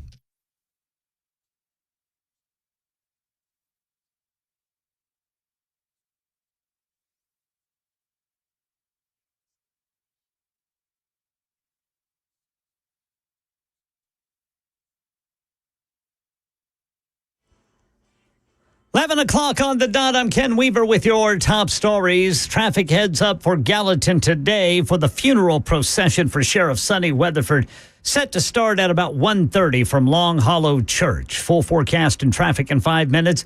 Investigators say a third teenager is under arrest in the alleged ISIS-inspired plot to kill Taylor Swift fans in Vienna. Investigators scrutinizing what they call the suspects network took an 18-year-old Iraqi citizen into custody after he allegedly contacted the main suspect. Newly released body cam footage from police at the Trump rally shooting last month in Pennsylvania just moments before shots rang out. Here's Aaron Katursky. This close, bro. Dude, he turned around on me. Where's he at? He's straight up. The officers hoisted to the roof, sees the shooter, and falls to the ground. He was right where you picked me up, bro. He was on that left side. He calls out directions and cautions officers racing to the rooftop. And he's laying down, burned out, book bag next to him. As more police rush in, guns drawn, the same officer is hoisted up again. You got me up once, get me up again. Once on the roof, it's evident the shooter, Thomas Crooks, is dead. One in custody. Butler County released the footage from police body cameras in response to public records requests from news organizations, including ABC News. A budget disagreement here in Middle Tennessee is holding up some teachers' pay raises. The school board in Sumner County blames the county commission for not voting on a budget sooner.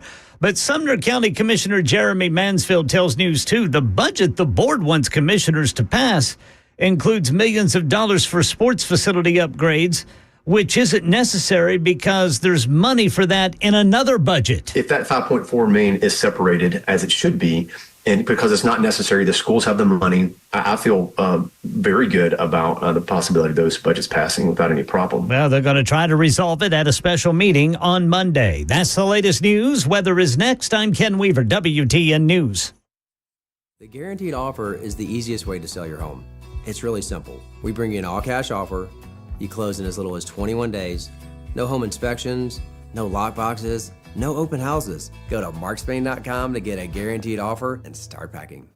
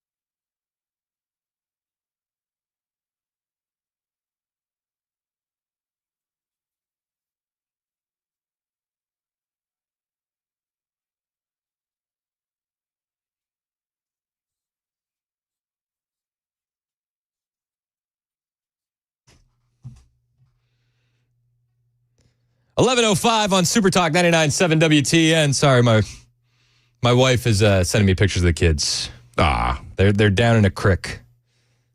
looking for something. We've actually. I was like, that's the perfect Friday after or morning right there. So my boys, yeah, we TV is so weird now. Tell me about it.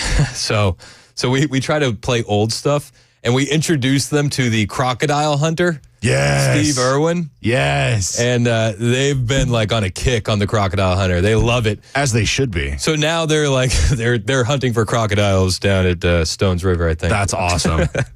And then my oldest son, Brooks, he's like, hey, Dad, for my birthday, can we go to Australia? and I got to see where the man walks. I don't have the heart to tell him that I'm not going to go because they have a woke government. So I'm pushing that one off. It was like that, and they have fields of spiders is what's keeping me away for sure. The most dangerous spiders ever. Yeah. But their government is so slimy.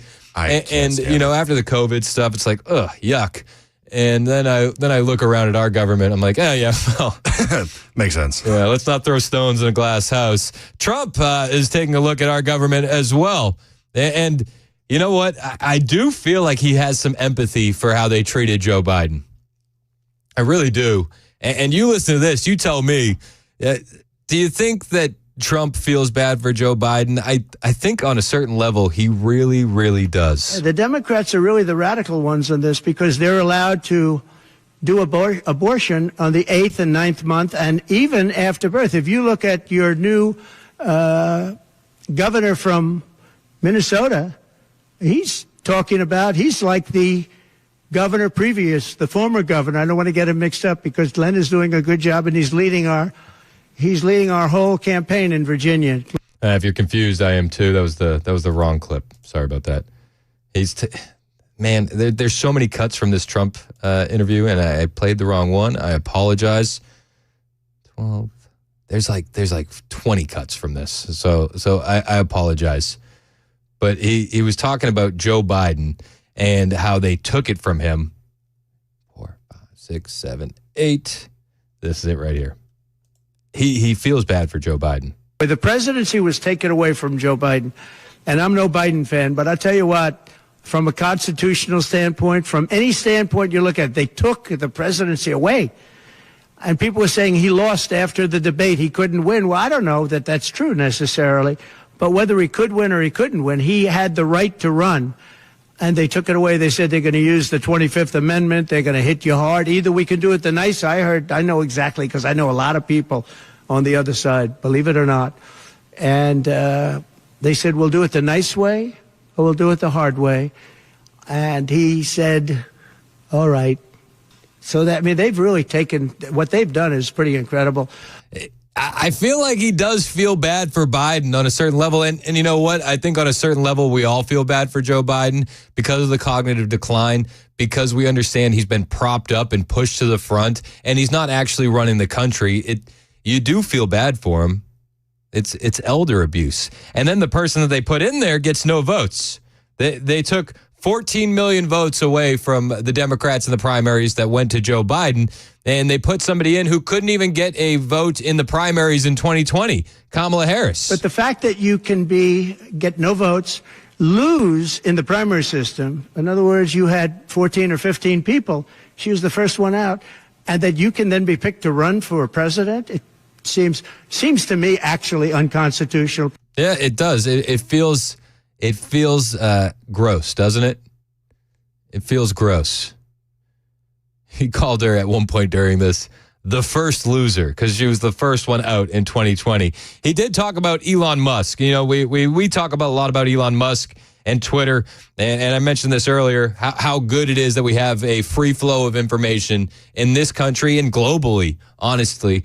Many other governments around the world look at Elon as an enemy of the state because he doesn't censor what governments consider dissidents. And it's changed the entire game. It's changed everything. In 2020, we were being blocked and shadow banned and censored and having our accounts canceled for sharing a true story when it comes to Hunter Biden. I mean, shoot, people were blocked and had their profiles canceled for saying things like learn to code. It was insane. It was insane. But Elon, has changed that. And Elon is going to be doing an interview with Donald Trump on Monday, which I'm assuming is going to be live on Twitter. And he talked about Elon calling him and getting his endorsement. So Elon called me. As you know, he endorsed me full-throated. Great endorsement. I respect Elon a lot. He respects me. And not easy for him to endorse, to be honest with you. You know, it takes courage to endorse people. Many people have courage and many people don't. He does have courage. And Elon endorsed me, and he asked me whether or not I'd do a show on Monday, and I think it's going to be Monday night. And I believe he's the host of the show. So it'll be very interesting. A lot of people are talking about it. I look forward to it. That'll be done on Monday night. I think it's going to be with Lex Friedman, who recently did a podcast with Elon as well. I could be wrong. But Elon, man, he's been standing up and putting himself in the line of fire 100% without a doubt. You know, there was the World Federation of Advertisers. They had a group called the Global Alliance for Responsible Media Initiative, and they essentially organized advertisers to blacklist advertising on Twitter. And what's being called a win for the First Amendment, Elon and the guys over at Rumble, they filed an antitrust lawsuit. And because of that antitrust lawsuit, the World Federation of Advertisers has announced that it's shutting down the Global Alliance for Responsible Media Initiative. Again, the Global Alliance for Responsible Media organized advertising blacklists to censor conservatives. Business Insider reports that in an email to members on Thursday, Stefan, spelled weirdly, Stefan Lork, the CEO of the World Federation of Advertisers, revealed that the decision to halt GARM's activities was not made lightly. No. It was made with your pocketbook in mind, I would imagine. He cited the organization's limited resources as a not-for-profit entity. Yeah, they didn't want to lose the money, and they knew they were. The move comes just 2 days after Twitter, X, however you want to call it, filed an antitrust lawsuit in Texas court alleging that GARM's members illegally colluded to withhold billions of dollars in advertising revenue from the social media platform. The House Judiciary Committee has been investigating this and the impact on the advertising market. The House Judiciary GOP Twitter account called this a big win for the First Amendment, a big win for oversight. And Musk's lawsuit, which also names GARM members like Unilever, Mars, CVS, and Orsted as defendants, sent shockwaves through the advertising industry. Despite the allegations, Lork stated that the WFA and GARM intended to contest the claims in court, expressing confidence that the outcome would demonstrate their adherence to competition rules in all their activities. But they also shut down GARM 2 days after the lawsuit. So the guilt is in their actions. You know what I mean? They wouldn't shut it down if they thought they were doing the right thing. And GARM has been accused of censoring media outlets based on politics previously. Twitter's lawsuit alleged that GARM persuaded top brands to refrain from advertising on the platform following Elon's takeover in 2022. The acquisition saw significant changes, including the firing of numerous sales and safety staff and the reinstatement of previously banned accounts, which has been huge. And Elon cut, a third of the employees at Twitter, and it's been running better ever since. But since he, let information flow freely and he reinstated previously banned accounts, Twitter's advertising revenue experienced a decline, substantial decline, with many large advertisers leaving the platform. And the discontinuation of GARM's activities has been met with mixed reactions. The Twitter CEO, Linda Yaccarino, posted on the platform saying no small group should be able to monopolize what gets monetized. This is an important acknowledgement and a necessary step in the right direction. I'm hopeful that it means the ecosystem-wide reform is coming. Meanwhile, Russell Dye, a spokesperson for the House Judiciary Committee, called the development a big win for the First Amendment and a big win for Chairman Jordan's oversight work. It's a huge win. It's a huge win. Everything that Elon has been doing with Twitter has been a huge win for conservatives and conservative media. The fact that we're not getting censored for sharing true stories is clutch. It's clutch. But Trump, at this press conference, he says a lot of things that just make sense.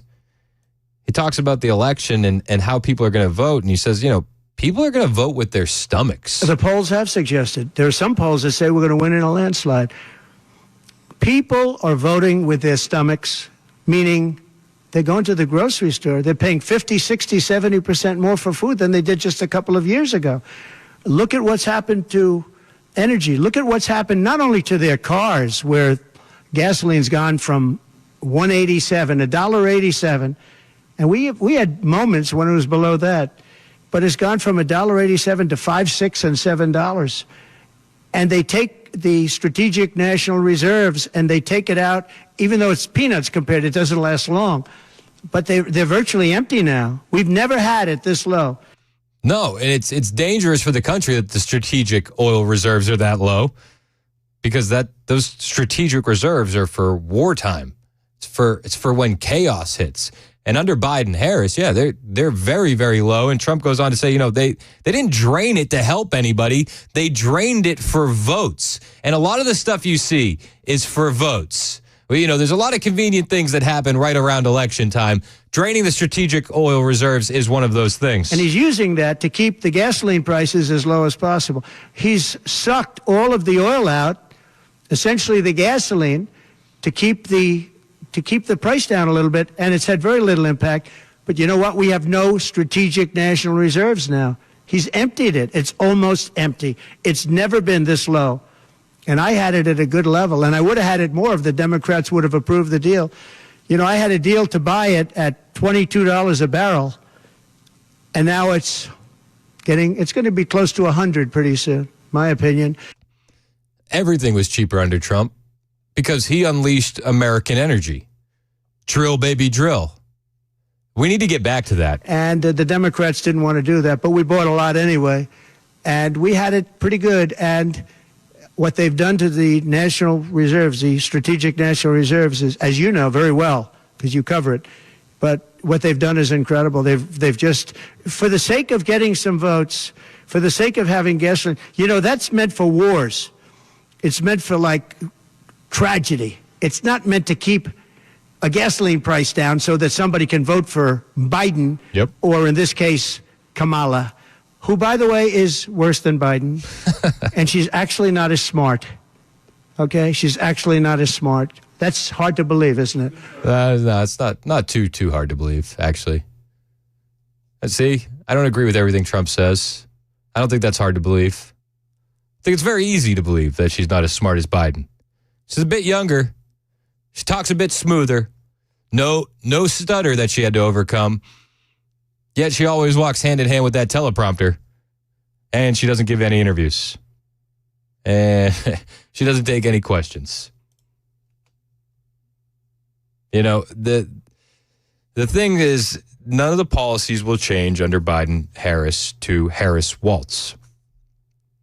And the sanctuary city policies aren't going to change. The open border policies aren't going to change. The America Last policies aren't going to change. And Trump made the point, sanctuary cities protect criminals. We should not have sanctuary cities. Sanctuary cities is a way of protecting criminals, and we should not have sanctuary cities. And if you go to California, and I know it well, I have property out there, great property. If you go to California and you ask the people of California, do they like the idea of sanctuary cities? They don't like it. They're tired of it. They're tired of crime. They're tired of what's happened to our country. Our country's become a crime-ridden mess, and we're going to stop it on November 5th. Yeah, I hope we do. I do. And it's not just California. It's every sanctuary city, every sanctuary state. I mean, Denver, we've talked about this a couple times. Denver's a sanctuary city. They've cut their police force to be able to pay for illegal aliens. And then at the same time, these illegal aliens are in a gang called Tren de Aragua from Venezuela. And this gang gives a green light to shoot the remaining police officers that haven't been cut because of the budget restrictions that have been placed on the city because of the illegal aliens. Insanity. And people are fleeing these cities. And then they have budget deficits. With the amount we pay in taxes, every single major city in the United States should look like Dubai. but they don't. They look like third world countries. It looks like The Walking Dead in some of these cities. And the drugs that these individuals are on are coming over the open borders and going to the sanctuary cities with the illegal aliens. It's what came first, the chicken or the egg? The Democrats have ruined these cities. They've ruined them. And the policies won't change. I mean, shoot, Tim Walz, the VP pick, he actually backed a plan for taxpayers to fund college tuition for illegal aliens. Are they going to fund tuition for your kids? No.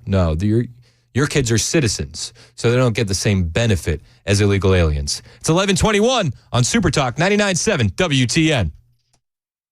Hey, what's up, guys? This is Matt Murphy for Members Nutrition. I want to tell you about the Members Nutrition difference, and I want to encourage you to go over to the Members Nutrition website. Number one, they believe at Members Nutrition that they can sell vitamins and supplements at a lower cost point, and they're doing it every single day at membersnutrition.com. Number two, they want to make these products right here in the United States of America, not from some overseas company, and they do that every single day. I encourage you to go to membersnutrition.com. You'll get 50% off your purchase price at checkout. You don't have to put in any codes. Just go to membersnutrition.com. Once again, membersnutrition.com.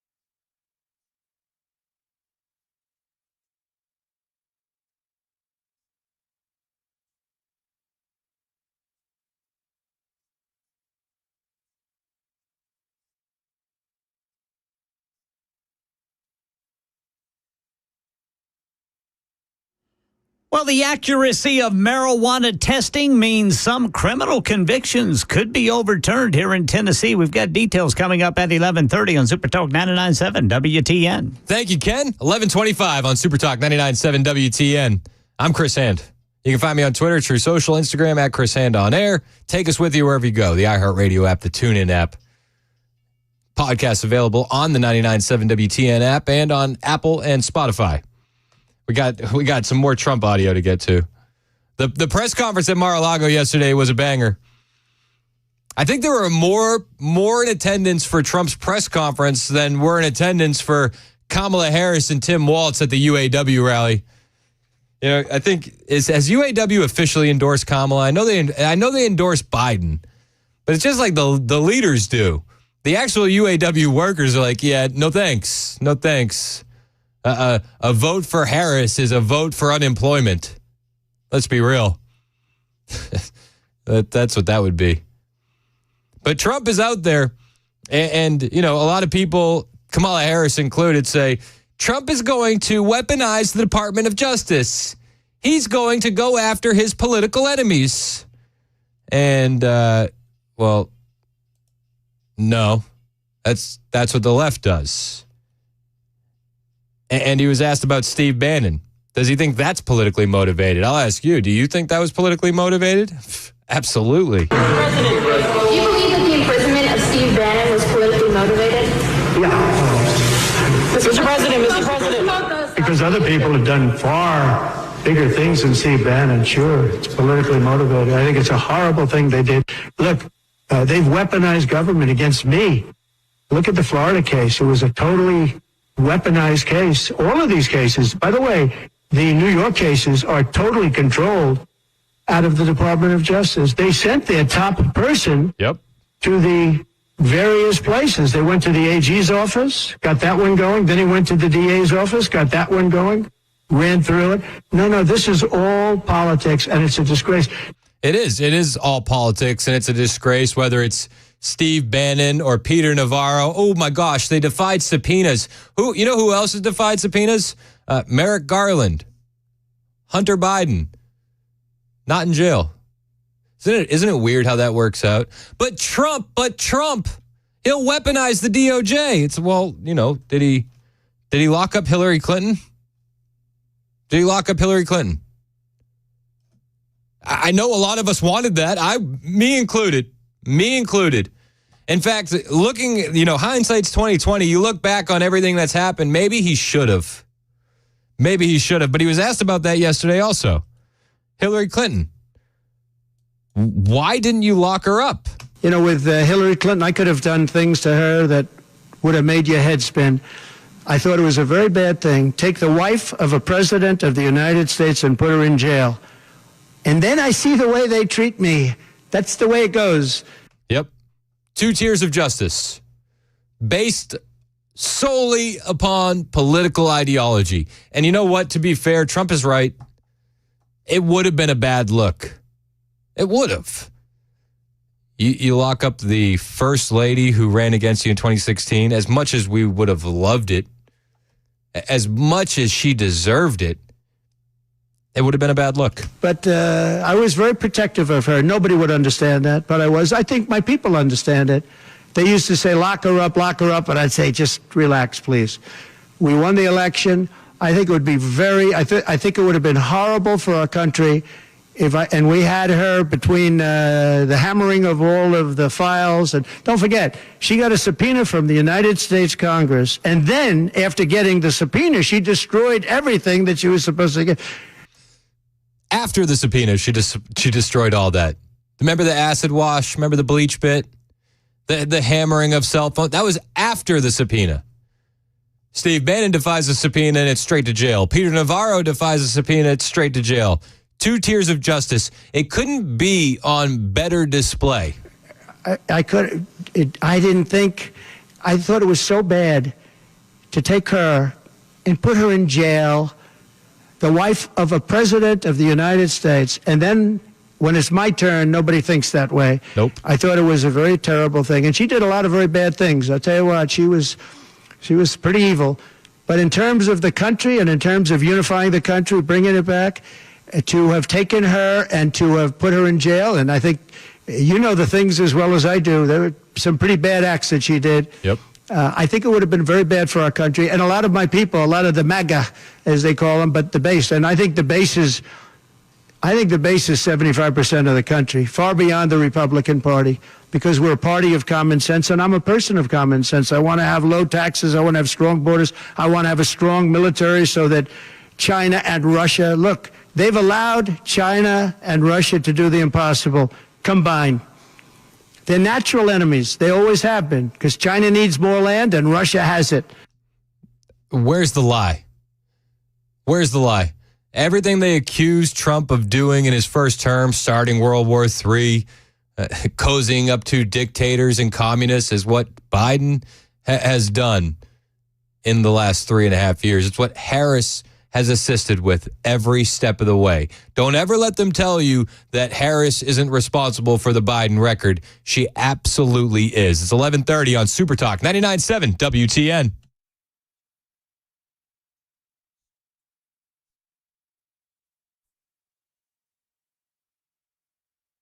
.30 on the dot. I'm Ken Weaver with your top stories. We've got the full forecast in 2 minutes. Right now in Tennessee, the accuracy of marijuana testing means some criminal convictions could be overturned. News 2 says this impacts at least 4 cases in Sumner County. The TBI expected to give more details later today. Someone used a car to drive through the front door and burglarize a South Nashville coffee shop this morning. News 2 says surveillance video shows a man wearing a mask driving a gray sedan into Red Bicycle Coffee on Nolensville Pike, rushing behind the counter to take cash and then grabbing a Diet Coke on the way out. And here in Tennessee, a budget disagreement holding up teachers' raises in Sumner County. County commissioners could resolve that issue at Monday's special meeting. That's the latest news. Weather is next. I'm Ken Weaver, WTN News. Ken Weaver, ladies and gentlemen. He's one of the best. Have a great weekend, Ken. It's 11:31 on Super Talk 99.7 WTN. I'm Chris Hand. You know, when the market took a downturn last week or earlier this week, I didn't panic. And I'll tell you why I didn't panic. It's because I have Paul Winkler in my corner. You need to have a guy like Paul Winkler on your team. He helps you calm down and relax about your money. You probably know Paul. In fact, he's going to be talking a lot about this on his show tomorrow from 3 to 6. He hosts the Investor Coaching Show. Before I got my show here, I would listen to his show and learn from him. And when I did get my show here, I was like, please introduce me to Paul. And nowadays, I'm even more grateful for Paul. You may not know this, but Paul got his start by studying under an economist who went on to win a Nobel Prize. He's an avid collector of financial planning designations. He has up to 8 now. So my wife and I, we work with Paul, and it's so reassuring. Seriously. When the market goes crazy, Paul is right there to say, listen, we're doing this, we're doing that, don't worry. And it's awesome. I don't have to stress about my money. And Paul and his team hold themselves to the highest level of fiduciary status. Paul wants to make sure I tell you I get paid to do these commercials. He wants the honesty and the transparency. I like that. But I don't get paid to be a client. I'm a client because I trust Paul and the team over there, Paul Winkler Inc. I trust them because they do nothing on commission. I trust them because they educate me every step of the way, so I never get that uneasy feeling of blind trust.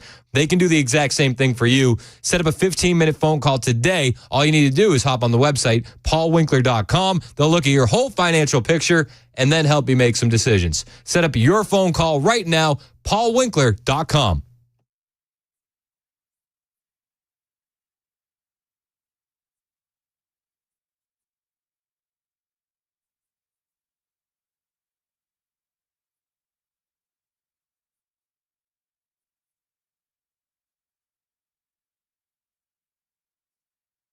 Hey, it's Dan Mandis, and I am so glad that California Closets has fixed my closet catastrophe. After exact measuring and planning, they came over and got to work.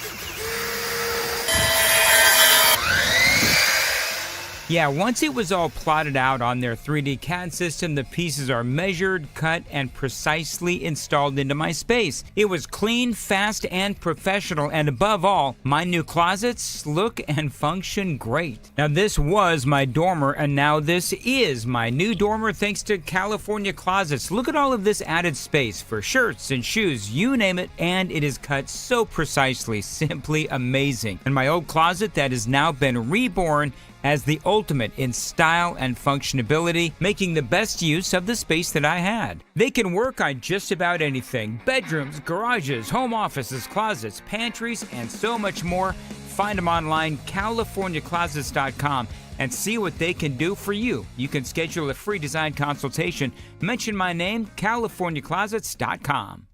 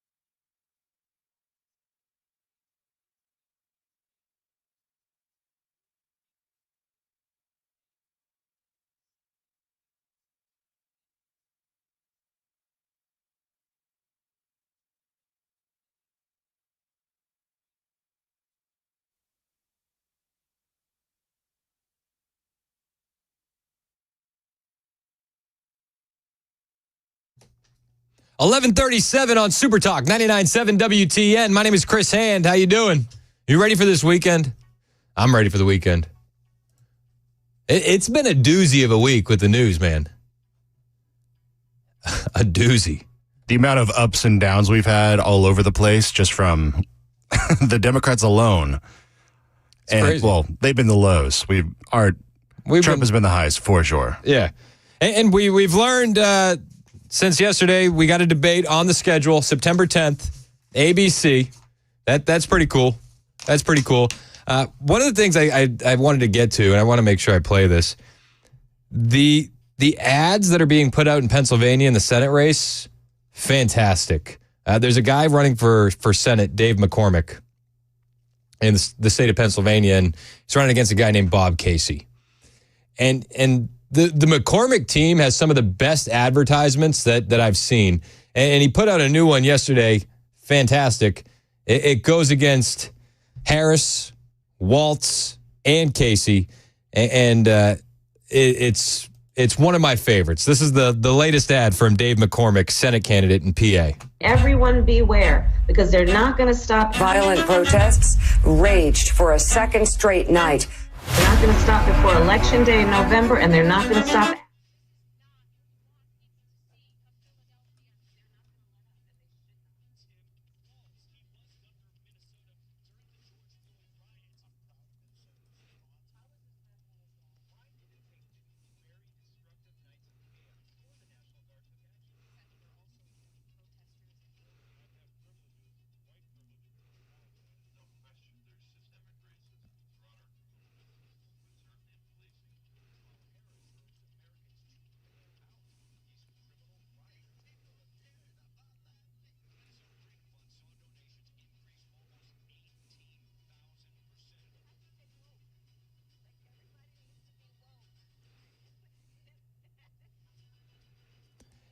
Their team has been unreal. Dave McCormick's team. If you give them a follow on Twitter, you'll see some of these ads. The visuals are even better. Also, another story I wanted to get to is the body cam footage leaking. Have you seen there's body cam footage leaking out of the assassination attempt?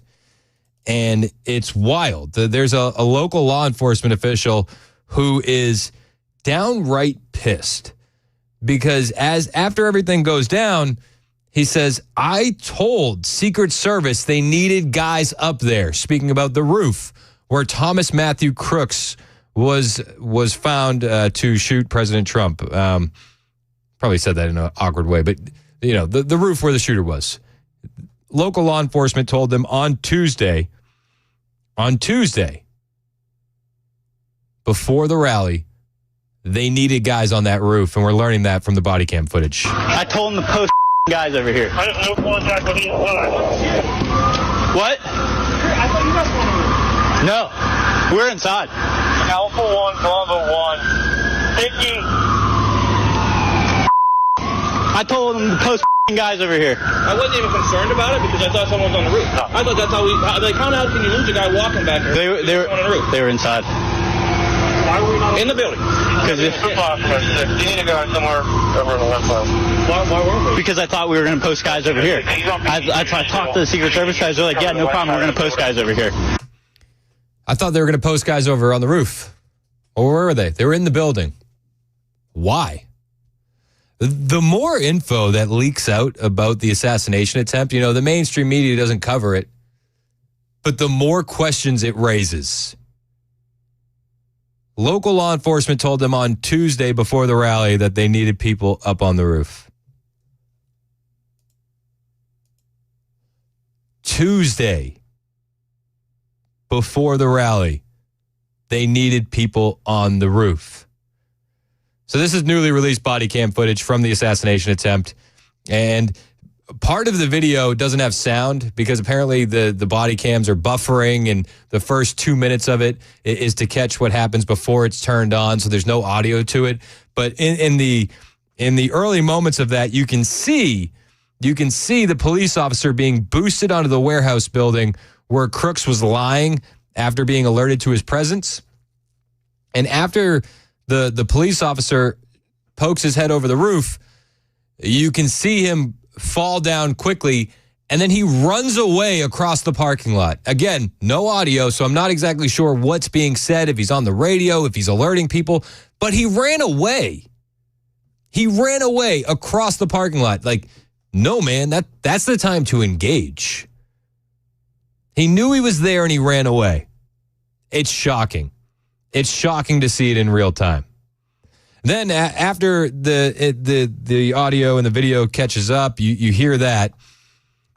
I told them to be on the roof. I told them we needed someone on that roof. I told them. I bleeping told them. One of the things that caught my attention, which I don't know why, maybe I'm always looking for something to make me smile. I thought this was quite humorous. There's police officers on the roof. They're standing around the body of the attempted assassin. And one of the officers says this. So much for a picture with Trump.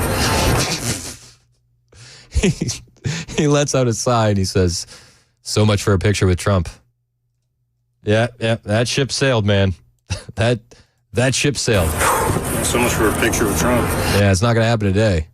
Maybe when he gets back to Butler, that'll happen. But no, not today. Not today. Charlie Kirk commented on this on Twitter. Said body cam footage shows that even after shots were fired, it took police 5 minutes to reach the location of the Trump assassin, Thomas Matthew Crooks. 5 minutes after shots were fired. So in the wake of the attempt on Trump's life, they've opened an investigation in the U.S. House to determine what caused the security failures. And as more time goes on, I'm beginning to believe that we're never going to get any real answers out of this. All we're going to get is more questions. Do you trust the FBI doing this investigation? Do you trust the Secret Service doing this investigation? I don't trust the Secret Service now, and I pray that Trump has his own private security force around him at all times. I would assume he does. But it seems like the guys on YouTube are doing more of an investigation than the Secret Service and the FBI.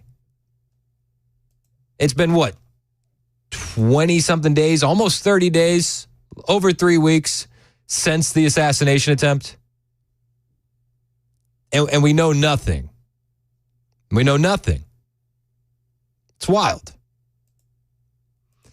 We're learning a little bit more about the shooter. Yet it's stuff that they're going to use to demonize guns. They're telling us that Thomas Matthew Crooks spent copious amounts of time at a nearby gun club as sharpshooting became his profound obsession before he attempted to kill former President Trump.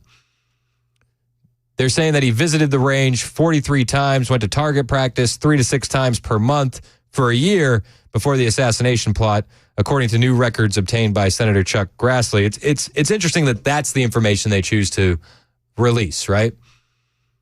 I don't think that going to target practice 3 to 6 times per month is anything crazy. But it's interesting that that's what they allow to leak out. We haven't gotten any of his social media correspondence on Discord. We haven't gotten that. But we have heard that DailyMail.com got some records, and they indicate that he spent 80% of his time at the range doing rifle practice with long guns rather than handguns. And why that's relevant, I'm not sure, except they want to demonize private firearm ownership in this country. And they're trying to do anything they can to make it the gun's fault, right? They even have a membership renewal card that reveals Crooks described himself as a dietary aide at a nursing home. Again, we learn all this kind of information, but we don't have the Discord chat records. A 20-year-old with no social media footprint, we have nothing. Nothing. I find that hard to believe. You know, FBI Director Christopher Wray is quick to tell everybody that, he visited the shooting range the day before the rally. But we don't know anything about his communication on Discord, which I think is a travesty. And how, with all the might of the FBI and the Secret Service, we don't have that information yet, it leads the American public to believe that there's some sort of cover-up. And I don't want to believe that there's a cover-up, but the further away we get from the assassination attempt with the less information than we need, it's like, it's hard to argue with conspiracy theorists on the internet. It's hard. Because it seems like the guys on the internet are actually spending a lot more time investigating this than the Secret Service or the FBI are. At least from what we've been able to learn as the American public. Will we learn more? Will we ever find out what his motive was? Probably not. Probably not. Probably have a better chance of Joe Biden going down for selling his office for influence peddling than we do of finding out who Matthew Crooks was. And that should infuriate you. It infuriates me. Because the lack of information that we get, it opens the door for speculation. And who can blame anyone for speculating at this point? It's 11:48 on Super Talk 99.7 WTN.